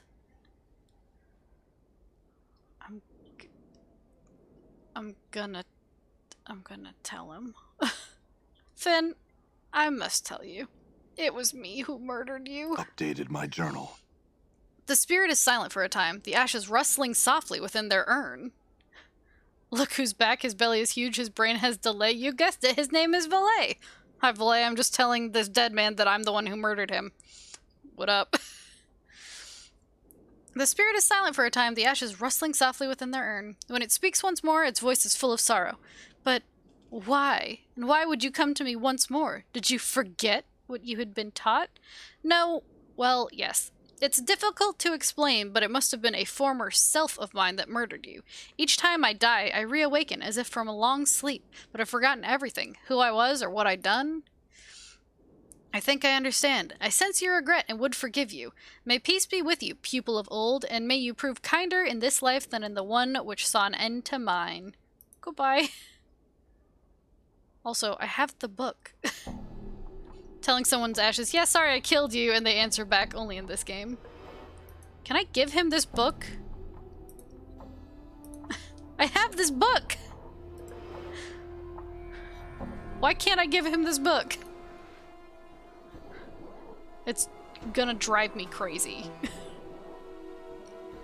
Literally, Finham's book. Where's that book? Shake. Like, don't worry about it? Okay. It's just gonna drive me crazy. Also, I guess I found my journal. I guess that's what this is. I guess let's read it. My journal. The tablet turns out to be a journal of sorts, one kept by some prior incarnation of yourself. It would seem, and not an altogether sane one, either. There are only a handful of completely coherent sections. I guess I'll browse through it. Also, journal updated, just slowly going up the screen. What do you wish to read about? Whispering Shadows. The whispers are not the shadows moving. They are speaking, plotting, talking to each other. I can understand some of what they say. Read about a female ghost. The book tells me things, whispers things. It tells me to avoid the ghost girl, avoid her. I don't know her, and she torments me. Okay. Read about hiding something within your own body. And so I swallowed it, hoping it'd catch in my bowels. I can make someone remove it when I need to. Okay. Read some paranoid ranting. I have learned that my life is not my own. I will not allow you to have my life. You will have to pull my life from my broken body if you want it. It's you who will die. If I cannot have it, neither will you. You are responsible for this treason of flesh. You will not live to live my life. And Martha found it. Yeah, she did! And now I'm wearing it. Read about the accursed tattoos. The accursed tattoos will not leave my skin. I have tried to burn them off my skin. Failed. Failed! I try and cloak myself, but I always feel that people are reading my flesh, reading me like a book. Whenever they look at me, I want to tear their eyes out, pluck them from their sockets, and crush them beneath my heel. Okay, alright. Dreams of Ravel. Why can't I dream? I used the Goblet of Samir to force a waking dream. I saw a hag. She tempted me, threatened me with shadows. I have never seen her, but she came when I dreamt. I must not dream again. I must always be aware. I destroyed the goblet. She says she is someone of power and that she will have me, will find me. Get away, hag! Stay far from me. Leave me in peace. I want nothing to do with you. Her voice reeked of evil's talons. Talons like spiders. They burrowed into my gray matter, and I needed her out of my mind. Out! Out, hag! She was a myth, a fairy tale who alone challenged the Lady of Pain. How can one fight someone who is a myth? I don't have the weapons. I need weapons that will kill her should she find me. I need a strategy so she cannot defeat me when she comes for me. I must devise and think. I shall beat her. Okay. Read about the danger of names. Fear names. Names have power and identity. Names can be used as weapons by others. They are a hook that can be used to track you, find you, hunt you across the plains. Remain nameless and you shall be safe. I remember that was in the tomb. Read about the killing in the fest hall. I went to the fest hall looking for the path of my false self in its halls. So glaring was it that those I did not know, the false ones, welcomed me into their confidence, treated me as a friend, showed me my room, attended to my needs. I had to restrain myself from launching out against them. That would have been premature. First, I needed to protect my identity. I found one who knew the exclusive language of the Uyo, learned it as I could, then killed him. Then, I went to the Sensorium and prepared to end the matter. Soon. Soon. Okay. Read about the murder of one who tried to help you. There is nothing he can do. Memories are gone, he says, never to return. He says lies and tells me this is what he told me. Lies. He says my mind is weakening from every death. Lies. He sat there betraying my confidence with every turn. He says that only after 3 more deaths, 3 more lives will I gain the benefit of keeping my memories. But that I, myself, I will die when I die. Die! How can one be immortal and still die? He could not answer, so he was of no use. I butchered him so that no other incarnation will ever benefit from his uselessness. Cool. Read a cryptic answer from an unknown source. So the ghastly head said, "You have been divided. You are one of many men. One in many men.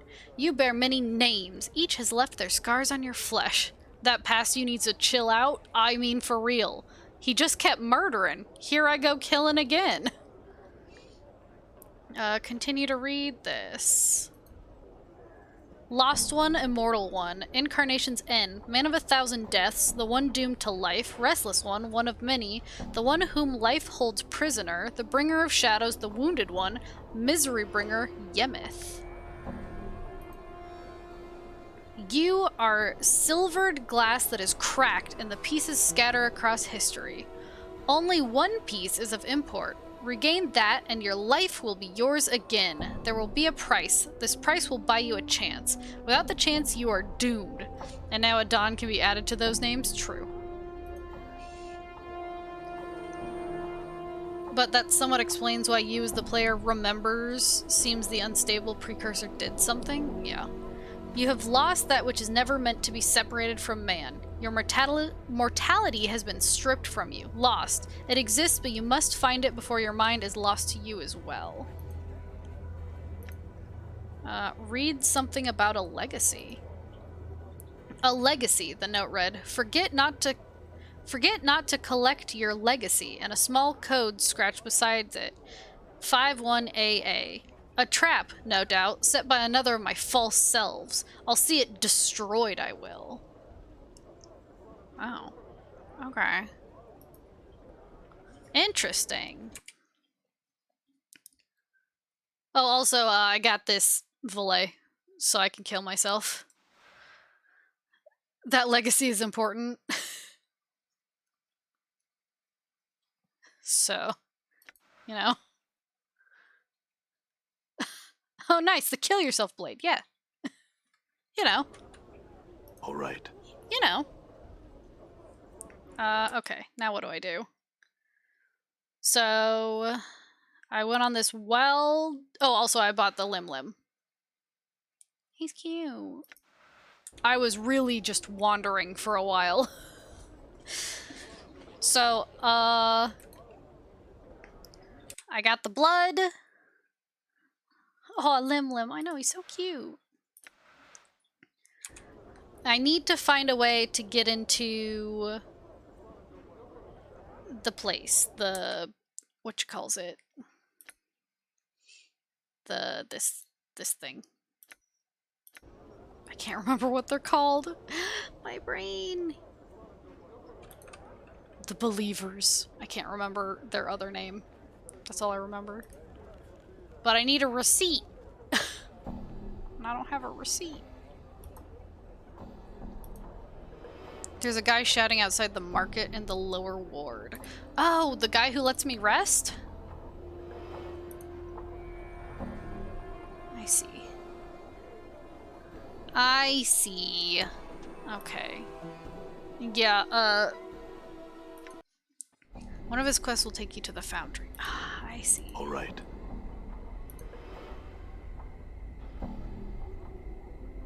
This man. Do you have any jobs to do?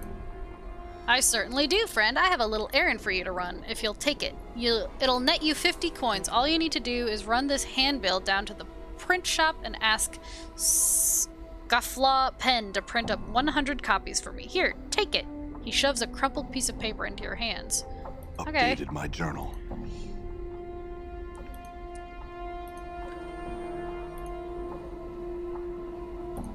But yeah, obviously I went in here and talked to the, not robot man again. And this time I didn't give him a robot voice. Mostly because my throat still hurt.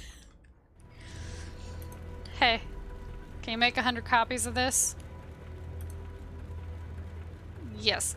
Guildspur asked me to deliver a handbill to you so you can print up 100 copies. He takes the handbill from you, looks it over, and says, I'll have it for him later. Go tell him. Okay, goodbye. Okay, goodbye. All right. God, I love delivering things. Coax metal is a golem similar to those we encountered in Baldur's Gate 2, just way bigger. Pay no attention to the facts that I said cox metal first. My brain is I deserve that. I deserve that. The handbill is printed. It's printed? Terrific! I knew you were the man for the job. Here, take this message to Keldor of Durian at the foundry. I'm sure he'll be glad to receive it, and you'll be glad of the 100 coins you'll get in return. Updated my journal. And now I can go here. Let me in! My lungs feel like a chimney. Hello. I have a message for Keldar from Giltspur the Auctioneer. Thank you, sir. You'll find him in the Great Godsman Hall. Godsman! And that legacy might be interesting too if you can find someone who might keep track of wills and stuff.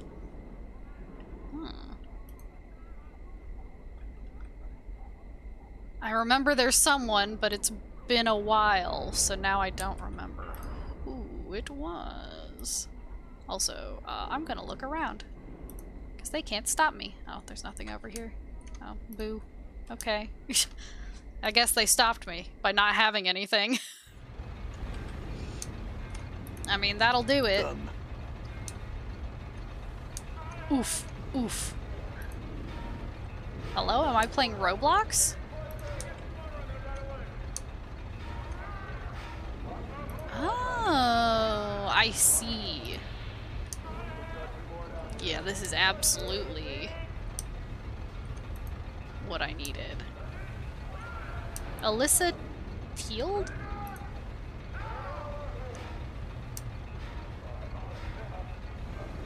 Huh.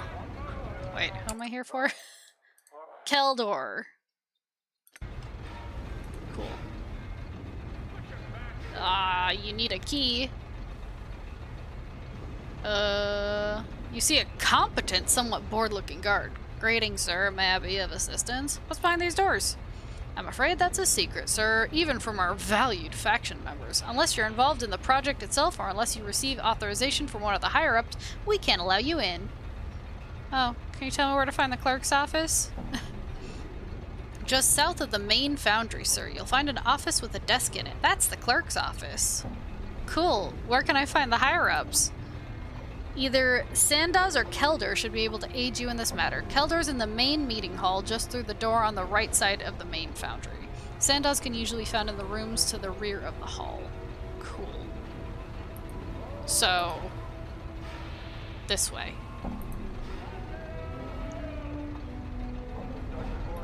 Let me in. Thank you.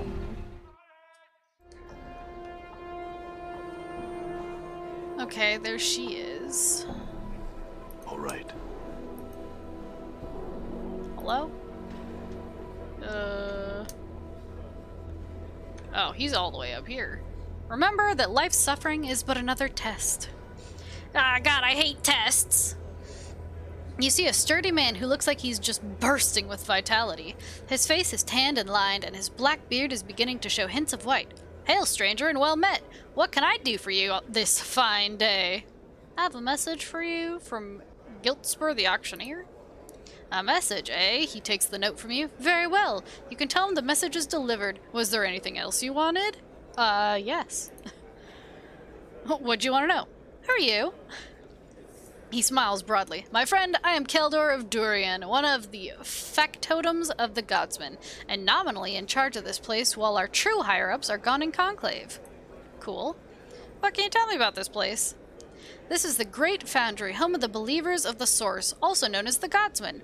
Here we make items that ship all over the plains. We're renowned in many worlds. Only the best work here. It's said that we've got a staff of smiths that rival those in Mount Clangeddon itself. Personally, I don't think we're that good, but we are close.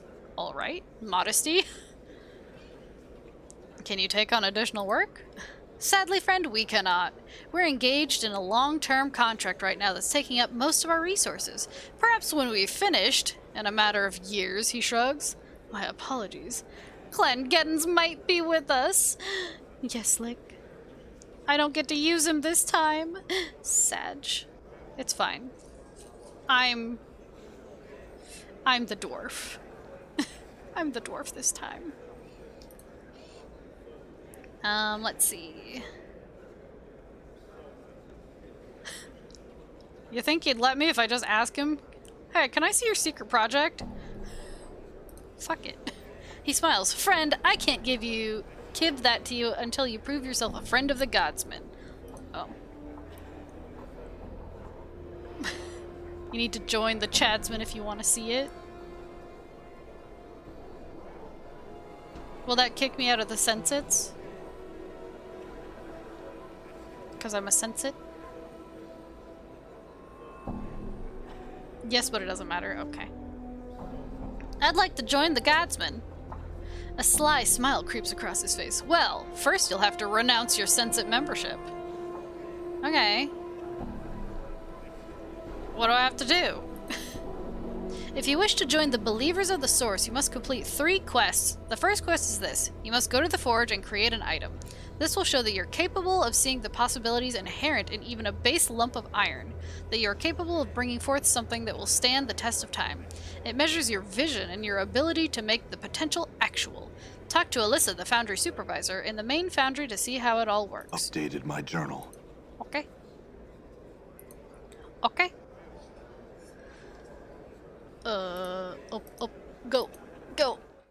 Go outdoor. All right.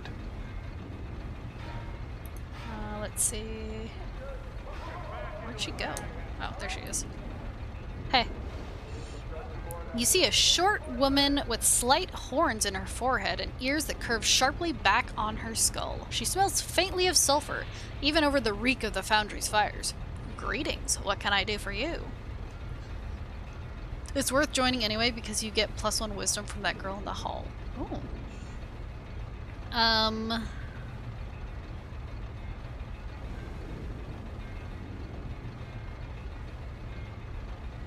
How are you? I'm Alyssa Teald, supervisor for this area. This area being the main foundry area of the Great Foundry, where much of our current public work takes place. The foundry is larger than this, of course, but we have a large contract we're working on, and we've been sworn to secrecy, so most of the work area is off limits. My apologies. Off limits? Ridiculous! Goodbye. I need to use the forge. Certainly, just make sure you have the proper items for it. Protection from the flames, tongs, hammer, and of course your iron ore. Where would I get those? If you can't find them lying around somewhere, then you'll have to buy them from the clerk. For a nominal price, of course. Okay, so I need protection from the flames, tongs, hammer, and iron. Oof. Oof. This door is locked.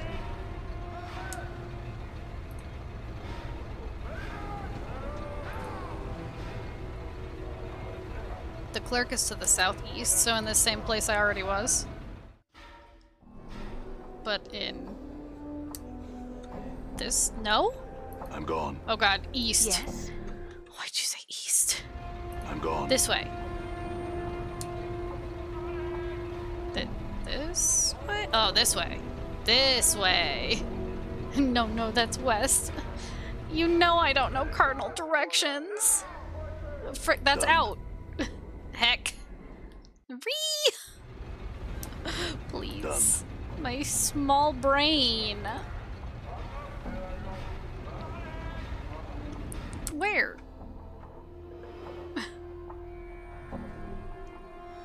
Go south from the rightmost door.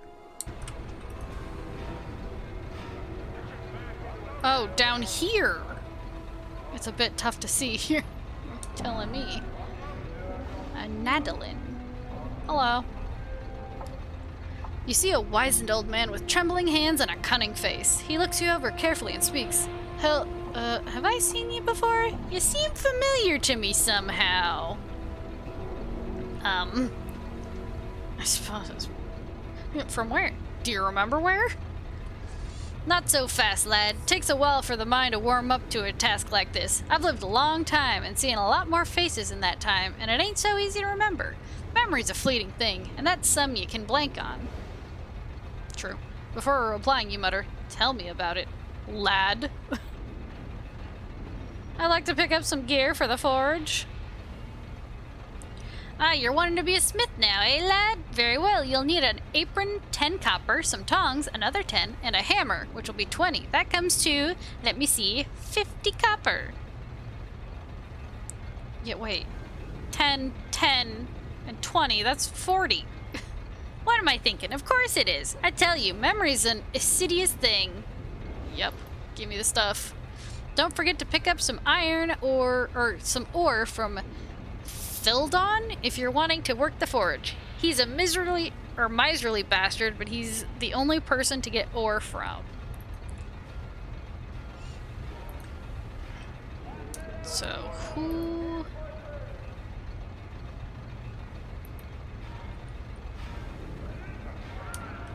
looks the same as everyone else. Oh, this guy.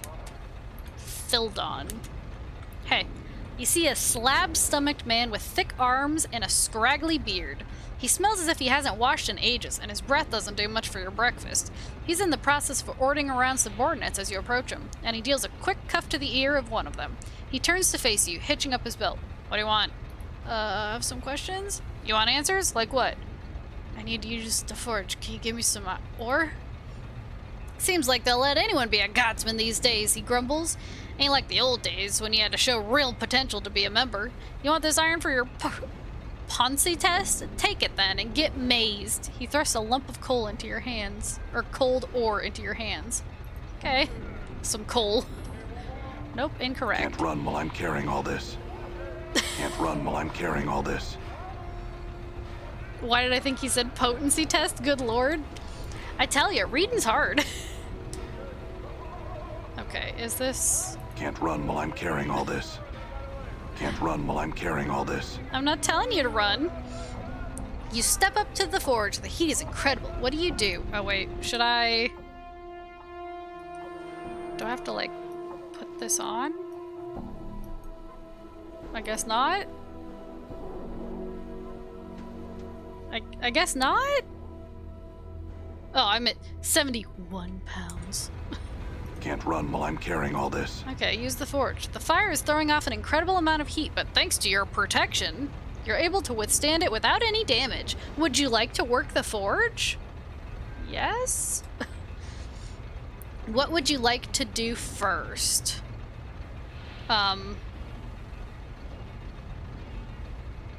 Ready the tongs. You hold the tongs in a firm grip as the sweat pours from you. What would you like to do now? Pick up... You're on your own. Pick up the ore with the tongs and hold it in the flames. The ore softens rapidly, soon becoming soft enough to work. Your hands grow slick with sweat. Place the softened ore on the forge and work it into shape. What would you like to forge? Something small and dangerous. A stiletto! A stiletto, a quick, easy weapon, and one that will get you away from this inferno much sooner. Are you sure you want a stiletto? Yeah. Now that is a nice piece of work. Your stiletto is not only functional, it's perfectly balanced and deadly looking. Nice work. This thing will serve me well. Kelder will certainly be impressed by this. Time to get out of the flames. Step back. Perfectly balanced, as all things should be. Hello, Failfang. Can't run while I'm carrying all this. Oh, you big baby. God.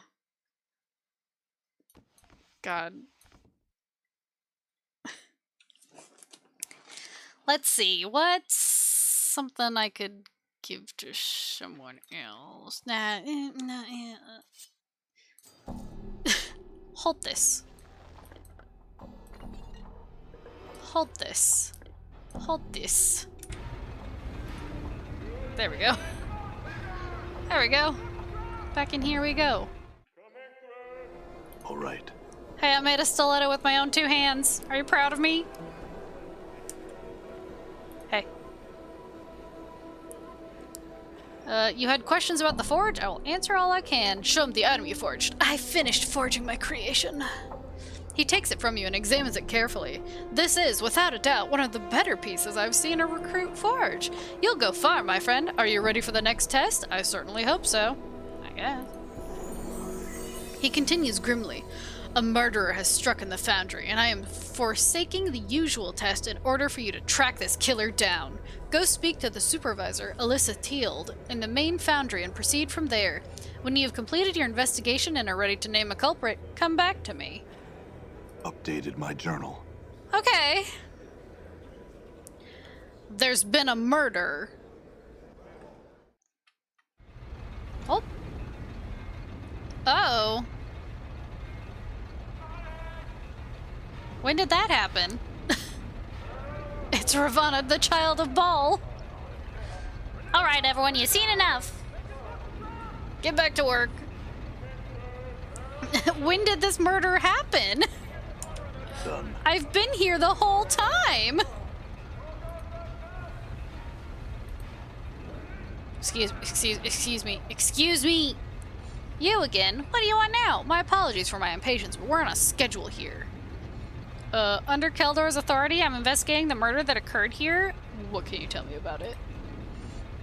You want to know what I saw the night of the murder? Well, I was working late when I heard the sound of a scuttle. When I came out, I saw a shadowy figure slip out the door into the meeting hall, and I raised the alarm. Do you have any other details? I only know 3 people who had access to the building that night. They were Thildon, Saros, and Bedailin.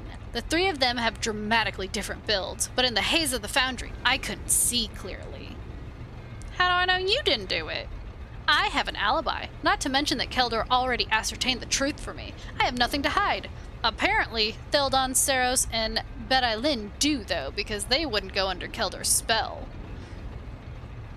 Okay. Oh.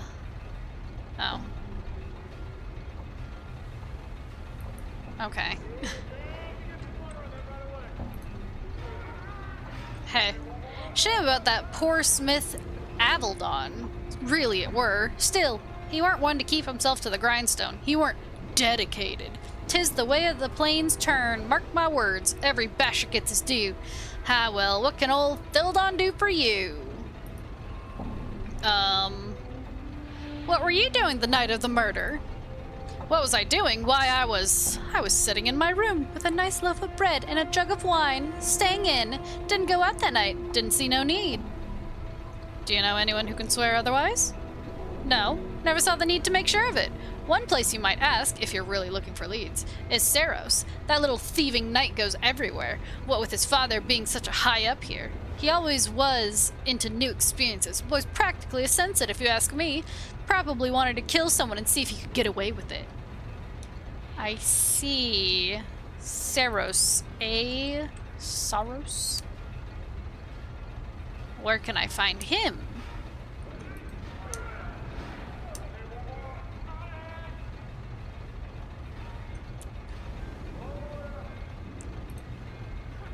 I never asked. Godsman. No, I'm not allowed in there. Them boxes sure are heavy. Yep, you got it. Hello? Sir?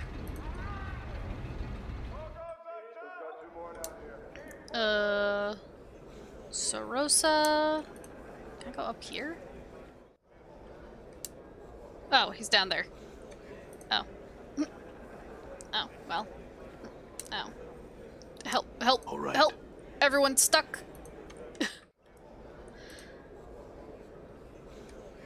Hello, apparently I'm a detective. Where were you on the night of the murder? That poor Smith. I can't believe what happened to him. It's pretty awful to be wedged into gears like that. I had some questions for you. Do you have any idea what might have happened? Or have some leads? Who told you? The supervisor? She's right. I come in here at night sometimes when there's no one's around. I look around, or he looks around conspiratorially for a moment and lowers his head towards you. I saw Thildon creeping out of here. The main reason I know it was him is because he dropped something. He hands you an awl with the name Thildon etched into the wooden handle. Thanks. Updated my journal. Now. Hello, please? There we go. Now I gotta find that guy.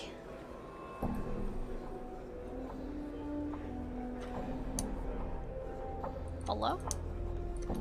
Hello? Nil Xander?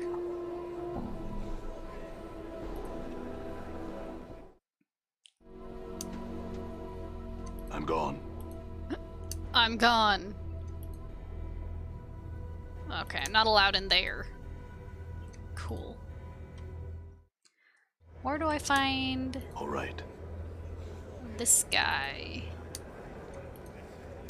Maybe he's up in one of these? Thildor?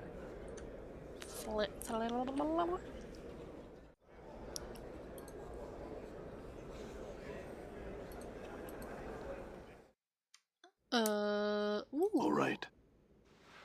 Nothing. Nothing. Nothing. Nothing. Nothing. This place sucks. Done. Another? All right. Nothing. Nothing. Nothing. Nothing. God. Done. What is even the point of this place if All there's right. nothing? Okay. Hey. You see a severe woman with flaming red hair pulled back tight, giving her face a stretched, nervous look. She appears to be deep in thought. At your approach, she glances up and says, "Can I help you with something?" Yeah.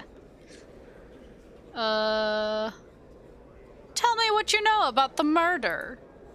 Let's see. I asked the guards to head out for the night because I was working on some delicate engineering on the project in the next room, and I didn't need their psychic emanations fueling up some very crucial work. Or fouling up some very crucial work. It was with some dismay that I found the body when I emerged from the room. Being as I have no other alibi, I realize I'm a suspect, and I suspect you've already found that I wouldn't consent to going under the spell to answer. The reason for it is that it would be violating the oath of secrecy I swore to protect the project. I think I'll check on that with Kelder. You do that. He'll verify what I've told you. He administered the oath to me, so he knows its power. He knows the power of the oath. It's like the oath that, my dear brother took to not murder me.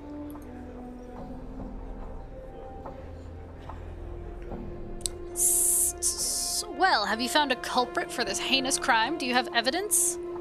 Not enough. I'd like to ask you a few more questions first. I wanted to talk about the murder investigation. No.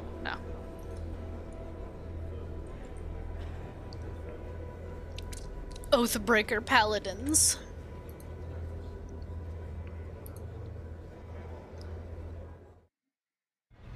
Done. Okay. Hello?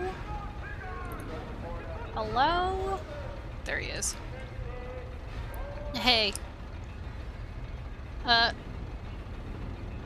Saros, you remember Saros, don't you? Gave me an awl found near the body. Oddly, this awl has your name etched into the handle. How do you explain that? Updated my journal. He looks momentarily flustered and then, Saros is a thief! Odds are he stole it from me. In fact, I've been missing my awl for some time now. Never mentioned it to anyone because I figured I'd just lost it. Now I know that Saros stole it from me. Stole it to frame me. Better go get him before he gives you the laugh. Seeing your expression, he says, before he escapes. That sounds a little too pat. I'll ask him about it as soon as I get some more answers from you. Like what? Nothing. Nothing.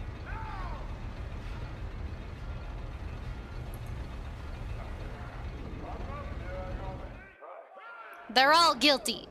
I'm gone. I've decided. Oh, he's right here now. Hey, how you doing? What have you found? Are you going to let me go free? Thildon says you planted the awl at the murder scene and that you're trying to frame him for the murder because you two disagreed. Of course he'd say that, just because he's guilty and wants to make you look someplace else. I saw him kill that man. Sure, we disagreed, but that doesn't mean I want him dead. Just because he's a total Burke doesn't mean he should be arrested. He should be arrested for killing Avildon. Tell me needs proof. Updated my journal. Jesus Christ.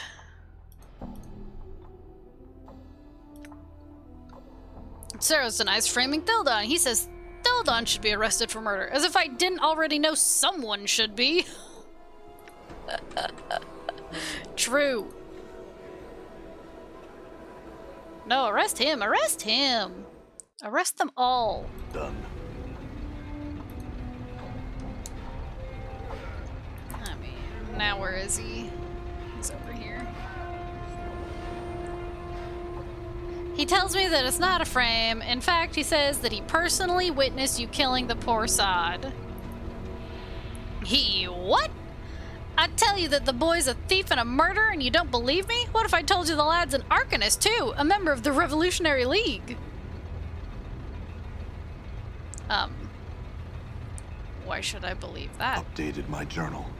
A pious look creeps onto his face. 'Cause I say it so. 'Cause I'm about to say something that'll make a criminal of me, but I'll say it to see justice done, he pauses. I know he's an Arcanist because he tried to recruit me.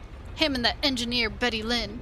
I told him I'd do it so's I could trap him, but then I realized I didn't have the stomach to harm poor Saros. I turned him down, and now they're trying to cover their tracks. That's why they want me gone. They're killers, not me. Assuming I believe this, why shouldn't I have you in prison too? What? You're accusing me? But I didn't do anything. Burke, you've got the wrong man. Please, I didn't do it. I'm joking. Bye. I'm joking. I love joking when people's lives are on the line. Don't you, chat? Don't you love to just joke with people's lives? I'm gone. Hey. What have you found? Are you going to let me go free? Theldon tells me you and Betty Lynn are anarchists, and that you're trying to frame him because he turned down an offer to join you. Saros pales. She has nothing to do with this. I did it on my own. But the truth is, Theldon shoved Avildon into the gears. I put the all there to make sure everyone would know he was there, because I'm just a kid and no one would believe what I'm saying. Alright? I admit that I planted the all, but I only did it to make sure he got punished for his crime. Why? Why should I not think you're doing this to get back at him for some other crime? Updated my journal. Because, I don't know why you'd think that, but I promise, go talk to him and tell him what I said, then you can decide for yourself. Back and forth and back and forth and back and forth and back and forth. Real detective work. All right. He said, but he said, and he said... there you are. No, stop. Stop moving. What little lickspit'll tell you now? I'm sure we're all lies. He says that he planted the all on the body, but only because he wanted to make sure that you'd be implicated in the death. He says you're a murderer and he wanted to make sure you got caught. The supervisor's face drains of color. He admitted he's an anarchist? Or, yeah. Yes, and he seems to believe you're dangerous to everyone around you, whether they be anarchists or godsmen, and that someone needs to stop you. He's willing to admit his own crimes in order to ensure that you meet with justice. His beefy face grows red with apoplexy? I'm sorry, chat. I'm so uncultured. You're accusing me? But I ain't the murderer. I'm just trying to escape anarchists, Burke. Damn you. You can't do this to me. You can't trust anyone who says they saw me do it, so you can't say I did it. I have no clue what that word means either. Yeah. Apoplexy. Apoplexy? Google.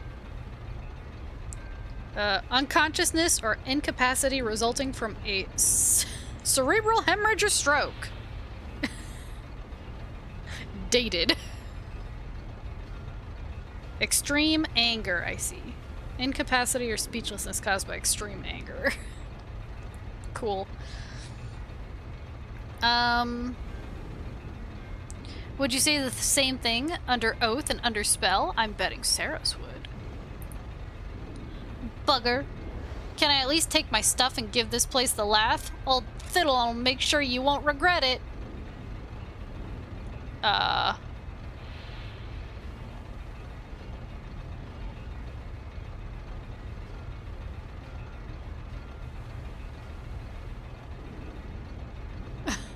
From Wikipedia. No! Remain here or suffer even worse consequences. You can rest assured that I can make certain of that. Good day. So, in other words, he done did it. He actually done did it. All right. Right? I can talk to Saros one more time just to make sure, but... What have you found? Are you gonna let me go free? I found enough to make a decision. What's that decision? He seems to be holding back tears. You'll see when I've told him. What's that decision? Please. Okay.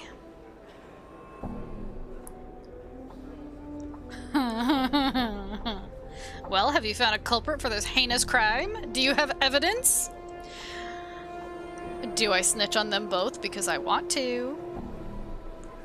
Neutral good, by the way. Theldon committed the crime, but Saros tried to frame him for it. It's an anarchist plot, and Saros is in the middle of it. Arrest them both. Or execute him. Yes, no, I'm gonna arrest them both. What? Both of them? This is a sad day for the Godsman. A sad day indeed. Allow me a moment to summon the guards. Take your time. Updated my journal. He seems saddened by the ordeal. It is done. My thanks for resolving the investigation. You have but one task remaining to you. Sandoz, father of Sarosa and Saros, one of our more vital members, has returned from a harrowing journey.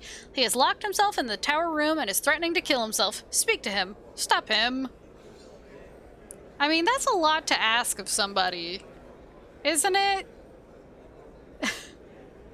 I mean, that's a big ask.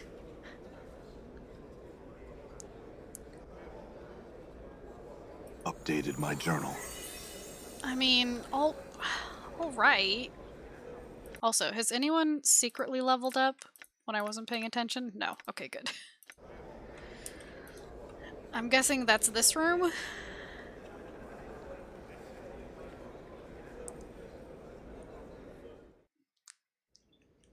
I'm gone. Greetings, sir. Did Keldor send you? Sandoz came up here and he's been raving and muttering behind the door all day. I hope you can do something for him. We'll see about that. Sandoz! I need to talk to you! A muffled voice comes out from behind the door. Go away! Are you Sandoz? Okay, bye! Are you Sandoz? The voice snaps, who else would I be? These are my rooms. This is my faction. It laughs bitterly. This is where I'm going to die. Oh. Well, good luck with it then. Tell me about yourself. You want to talk? Is that what you want? How about you listen? The voice pauses and then gathers steam. What's the point of it? That's what I want to know. Why do we do the things we do? What's the thing that keeps us driving, Pride. Pride and ego. We keep telling ourselves that we can be something, that we mean something, that there's a reason we're here. But in the end, it's all just blackness. I've seen that final blackness and there's no reason to deny it. Yet we keep pushing on out of foolish pride. There's no reason to do it. Or there's no reason to it. Now that you mention it, did you ever consider that you became a Godsman for a reason? What do you mean? You found a reason once. You believed that all we face is a test. You believed that we're here to push past that final blackness, to overcome it. Don't tell me you've gotten weak now. He barks out a sharp laugh. They taught you well, at least. Let me think about this. I hope you've got some time. All the time in the world. Literally. I cannot die. Think it over. When it speaks again, the voice sounds a little more balanced. Go down and tell Keldor that you've talked some sense into me. I'll want to see him eventually, but you've done your job. Go on now. Okay, goodbye. He looks like a skeleton man. Is he a skeleton man? No. No, doesn't look like it. Just kidding. He's just pale. All right. He's just so pale. Hey, I did it! Now he's just Scandinavian. Have you succeeded in convincing him that his life is worthwhile? Yeah, I've succeeded. He's regained his zest for life. Updated my journal. You've succeeded? Glorious news! Congratulations, my friend. You have proven yourself worthy of joining the Godsmen. Would you like to take the oath now, or perhaps wait until later? Now.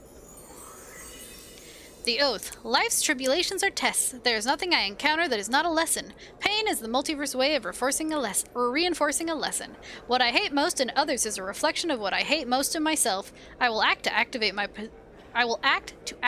potential and to aid others in achieving their goals. I will remember that divinity's spark is present in everything. I swear fealty to the believers of the Source and their goals, never to forsake them. You swear the oath, and Keller smiles. Welcome to the Godsman, lad. Do you need anything from me now? Updated Yes. my journal. I want to see the secret project. You've proven yourself trustworthy. Here, take this. He presses a token emblazoned with the Godsman symbol into your hands. Do not lose it. If you do, I'm afraid I cannot replace it, so be careful with it. Is there anything else I can do for you? Yeah. What you got? Browse his store. I am going to. What you got, man? Improve strength, remove curse, scroll of chain lightning storm, ascension, reason, enlightenment. Enchanted +2. The second weapon of the Godsman's triad of tests, ascension and reason, are the other two weapons. Enlightenment, bye. Bye. Okay. Okay. Cool. I will be enlightened. Best Jagger in the game for a long while. I will show you justice. Why do I still have this? Here's the token. Cool. You don't need the forge gear anymore. Nor the all.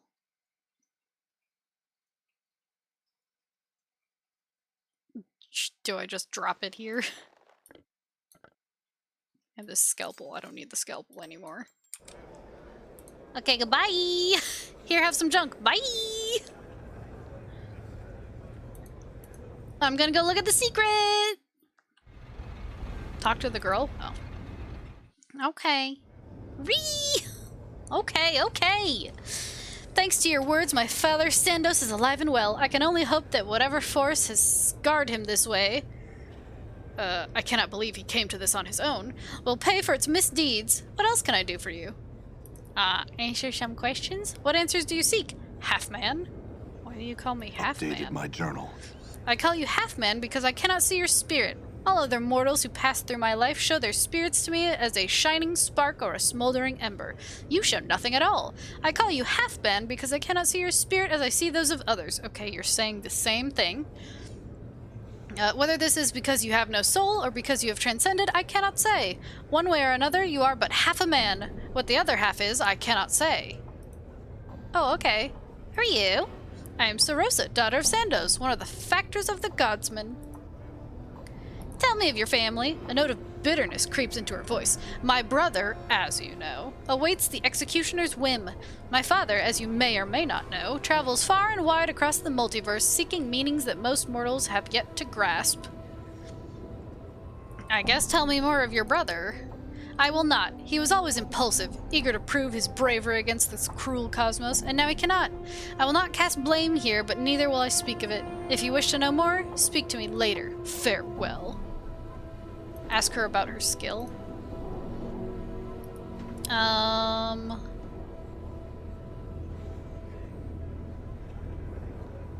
How? One?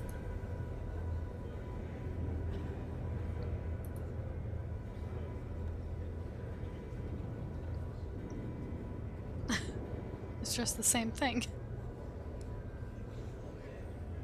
It's just the same thing. We should have talked to her before joining the Godsman? Oh. Oh, to get the wisdom? Ew. I'm gone.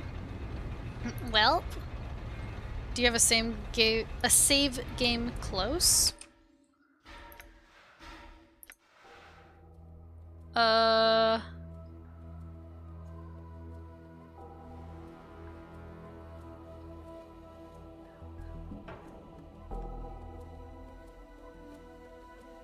quick save 2 or 3 might be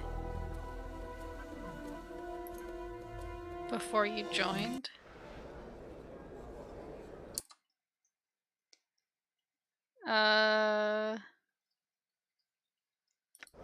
Yes.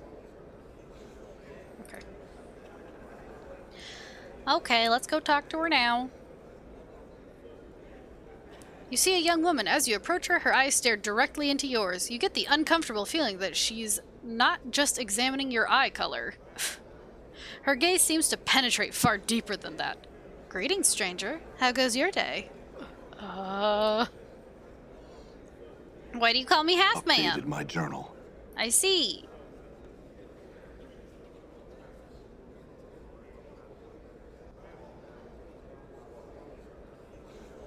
Ask everything. Who are you? Cool. Tell me of your family. My brother, Saros, is a child of the Foundry, yet I fear he has never embraced the philosophy of the believers of the Source. My father is a factor here, and his travels have led him far from the Foundry and into the realms most mortals never even dream of achieving. He's a brash, impulsive lad, easily given over to his manhood. Okay. He is eager to prove himself equal of anything on the plains, full of the aggression of youth. I believe he feels himself more sensate than Godsman, further vindicating my belief that the sensate are the most immature of all the factions of Sigil.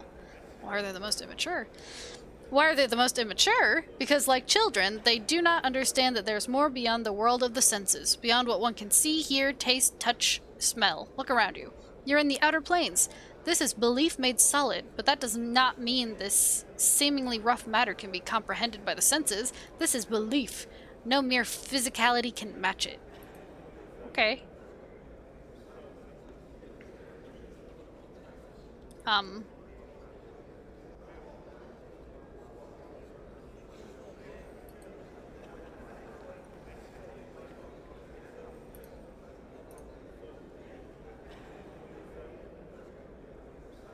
Okay.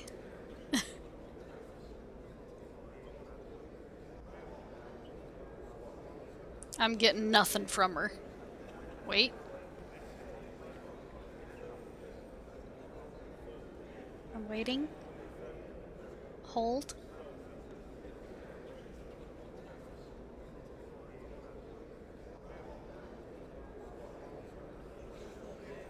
Do do do do do do.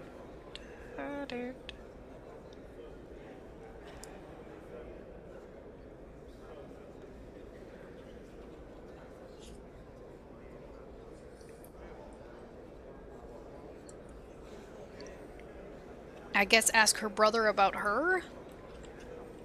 Oh. I'm gone.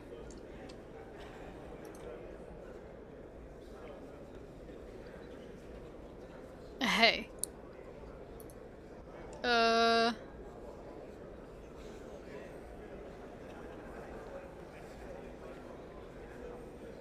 Tell me about yourself. I'm scared. I'm afraid you're gonna choose me as the killer, and I ain't. Okay. Tell me about the people here. They're smiths and workers. I think they mean well, but they're all so earnest and boring. They need to liven themselves up a bit, like, say, the Sensates. So you like them, huh? They know how to live life. They know what it's all about. Not like these people. They keep pretending there's some big noble purpose to it all, but I don't see it. My sister says that life is more than our senses show, but I just don't see how she knows that, since all she knows is through her senses. I just don't get why people make this stuff up. Who's your sister? Sarosa? She can just look at someone and see what needs adding and what needs taken away. I don't know how she does it. My father always said it was something about her ascending to another level. He said she was born a Godsman. Okay. Try talking to her now. Hey. Hey. Greetings, wounded man. What do you need of me? Answers. Everyone seems to have a special talent. Tell me about yours. Gotta bend over backwards for that one stat point. Yeah. I know not how I came by it. It seems something that has always been a part of me. I can only surmise that my past lives and my beliefs in this one have given me a special insight into mortal nature. I am gifted with the ability to see a piece of the potential within every being. By reading the true name graven on that mortal's very being, and by slightly mispronouncing that word, I am able to change the nature of that potential, thus changing the nature of its bearer. Can you teach me this skill? Or can you change me? Can you teach me this skill? I can change you, but I cannot teach you. It is like teaching color to a blind man or sound to a deaf man, and I will change you if the price be right. What's the price? Tell me, do you subscribe to the philosophy of the Godsman? I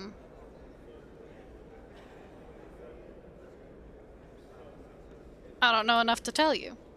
Learn more of us. Join the faction fully if you haven't already. Go speak to Keldor of Durian. He's the factor in charge of recruiting. You can find him in the Great Hall there. Farewell. Okay. Now I gotta join. Okay. Yep, arrest them both. Take your time. Updated my journal. Okie Updated dokie. my journal. Time to go talk him down again.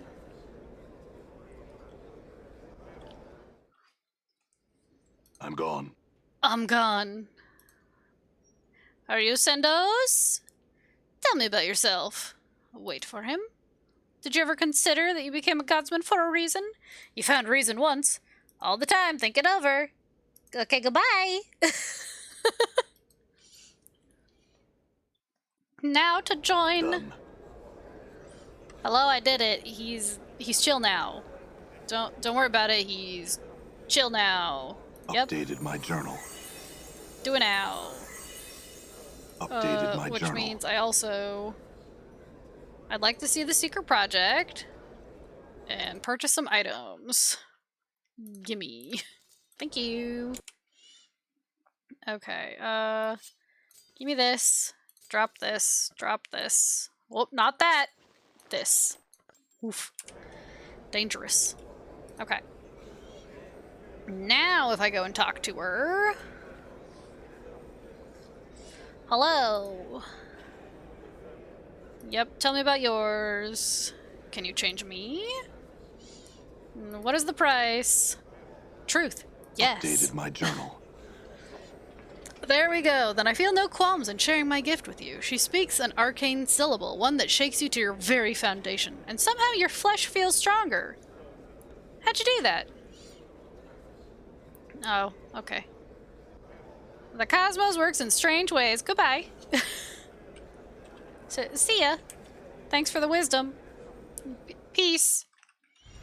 All right. Now I can go see that secret project. I want to see it. I want to see it. I have permission. Oh. How do I...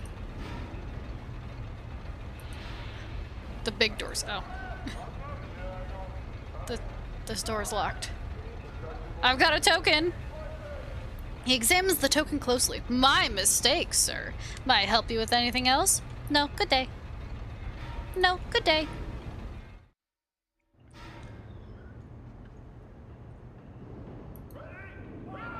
These are the firing levers for the cannon. Were you raised in the hive? Mind your own business, succubus. I've nothing to say to you. Very well then. Poor Fall from Grace. She's like, I just want to talk. And it's like, fuck off.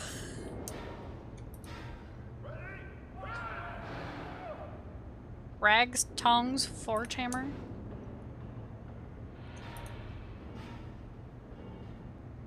Is that where they practice it? I wonder what it does. It's a cannon. This enormous device thrums with power. It looks like a gigantic flower, created, not grown, and adorned with metal bulbs and flangles, or flangs. A bewildering array of knobs, gauges, and vents baffle your eye.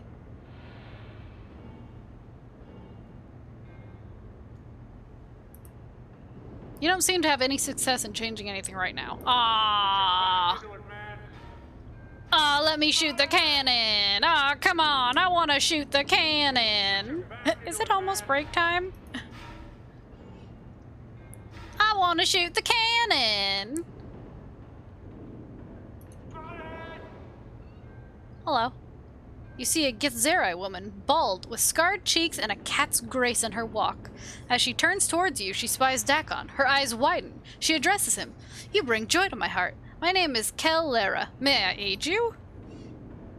My companion would like to speak with you concerning the workings of this device. May he speak for the two of us?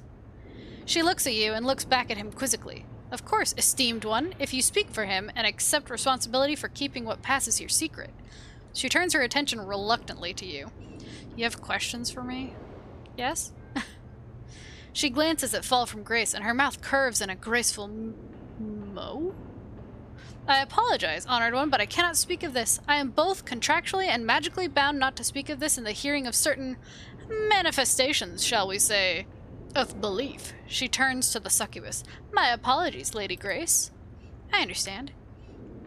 Kelera bows. What does that mean?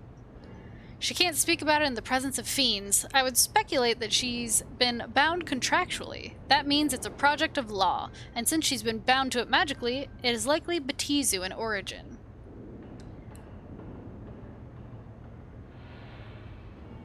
That's quite a chain of speculation. Is she correct? Again, the supervisor turns uncomfortably towards Fall from Grace and grits her teeth. I may not speak of it. Okay. Ask and I will tell you if I may. I trust your companion's discretion. Yeah, who is she and why does she treat you with such respect? She is of the people. Her markings tell of one who has walked the path from limbo and has been made to not know our ancestral home. Her markings tell all Githzerai to render her assistance, and tell the Githzerai that she is still of the people. Her reverence for me is the reverence showed to all Zerth. Okay. Tell me what this device does. Our device sprouts forth a certain type of magical fire that harms even those resistant to ordinary fire. We are working on applications that might even get around a creature's magical resistance. What other applications might it have? Aside from its weapon values, it could be used as an excellent mining device. If tuned properly, it could harvest whole swaths of forest or fields of grain. It could harden a shell of Limbo's material for a time.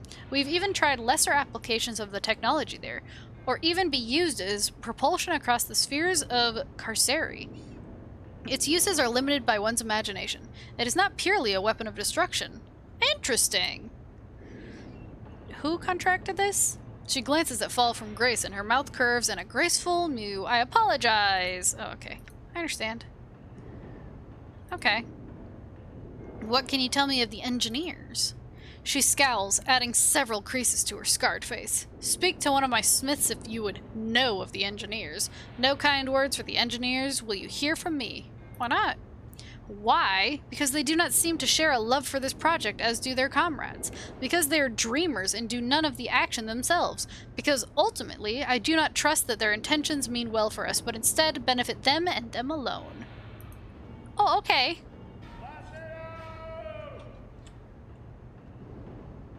But can I use it? No. Interesting. Interesting.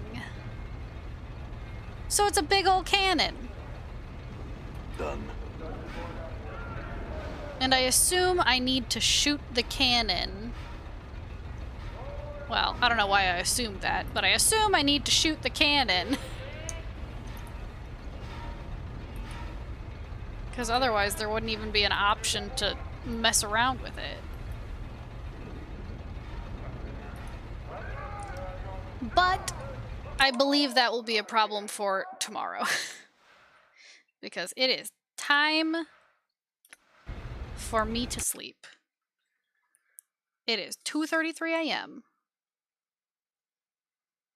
The cannon is only really relevant to a side quest. Aw, boo. I still want to shoot it though. And that makes you very evil and chaotic? Aw, boo! What's evil and chaotic about wanting to shoot a cannon? Come on. Come on. Boo hiss. Boo hiss. I just like fire, okay? God. But anyway, I do need to stop. Also, anyway, yeah, I do need to stop. I do need to sleep. I appreciate y'all for hanging out with me, even during the times where I was literally just wandering lost. Yeah. Tomorrow, stream, same time, same place, same game. So, I'll see y'all then. Okay? Bye-bye.